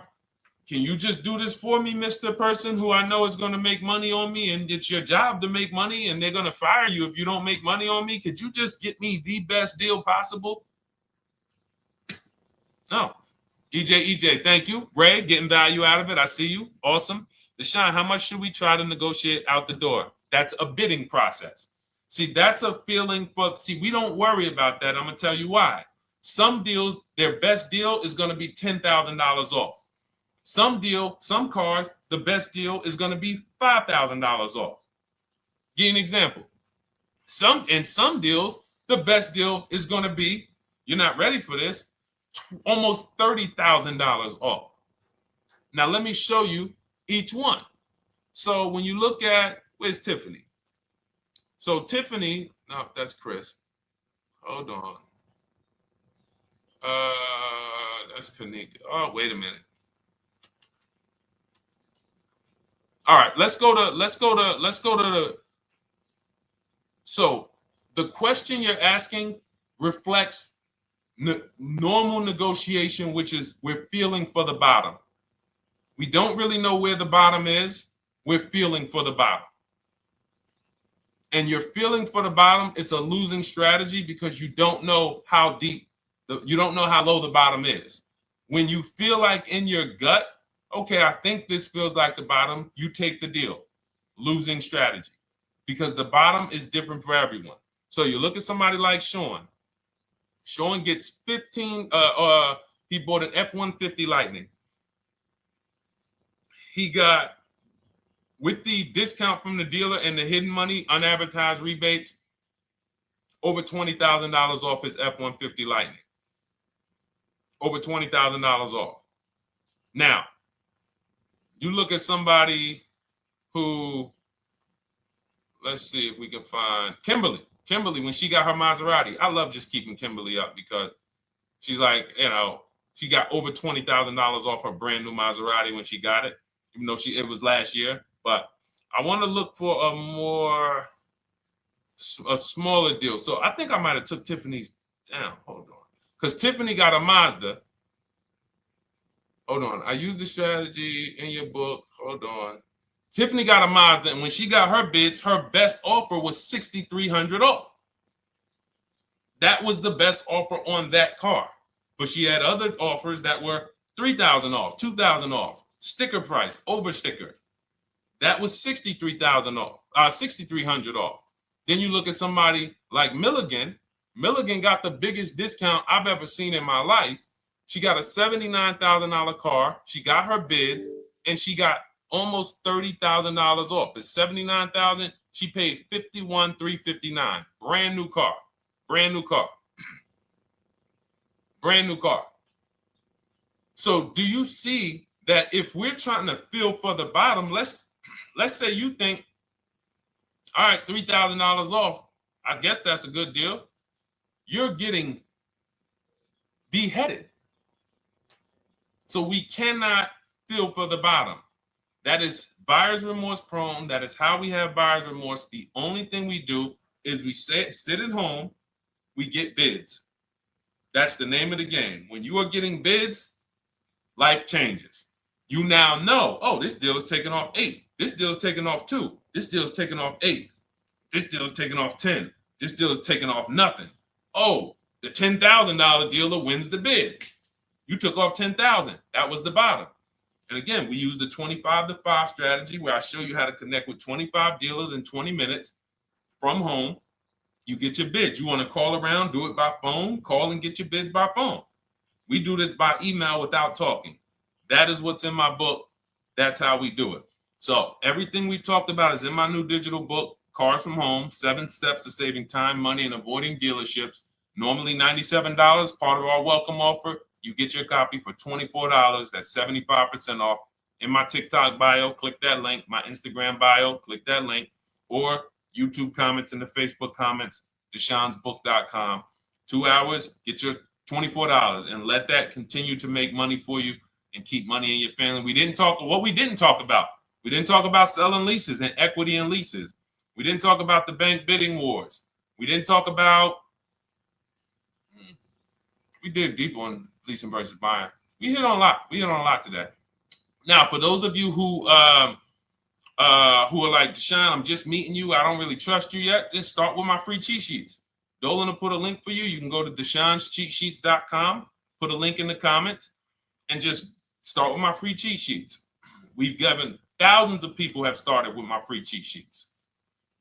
That'll expose you to the Cars from Home world, because once you see the value, like, wow, this is what Deshone's giving us for free. What is in the book? The book is your step-by-step checklist, step-by-step blueprint. But if you're like, you know what, let me just get started with the cheat sheets, go grab the cheat sheets. Now, mark your calendars. We're here Monday through Thursday, 12 p.m. Eastern Time. Show usually lasts about 90 minutes. You can bring your questions. You might be watching this on a replay, because you'll see a lot of people ask the same question you would have asked. But mark your calendar so you don't miss a show. We'll be back, and then we'll run the whole replays all through the weekend for those who couldn't be here during the week. So I might start doing something for people who bring people. Write me some ideas, because what I really want is I want to come up with something, a way to reward people who share. That's why I wanted to give a free copy of my book to our nurse on TikTok. You know, like, I want to come up with something for people that bring people, that help me actually spread this message. DM me some ideas, and I'll watch that. I can't read all the DMs, but I will certainly start that DM with, you know, I have an idea, and then I'll know that's you. Because I want to come up with something specifically for the people who share. All right. I'll see y'all tomorrow. Thanks for watching. This has been our show. Congratulations to everybody that got the book. Make sure you send me your success stories. Email me when you get your cars. I want to hear all about it. All right. God bless you.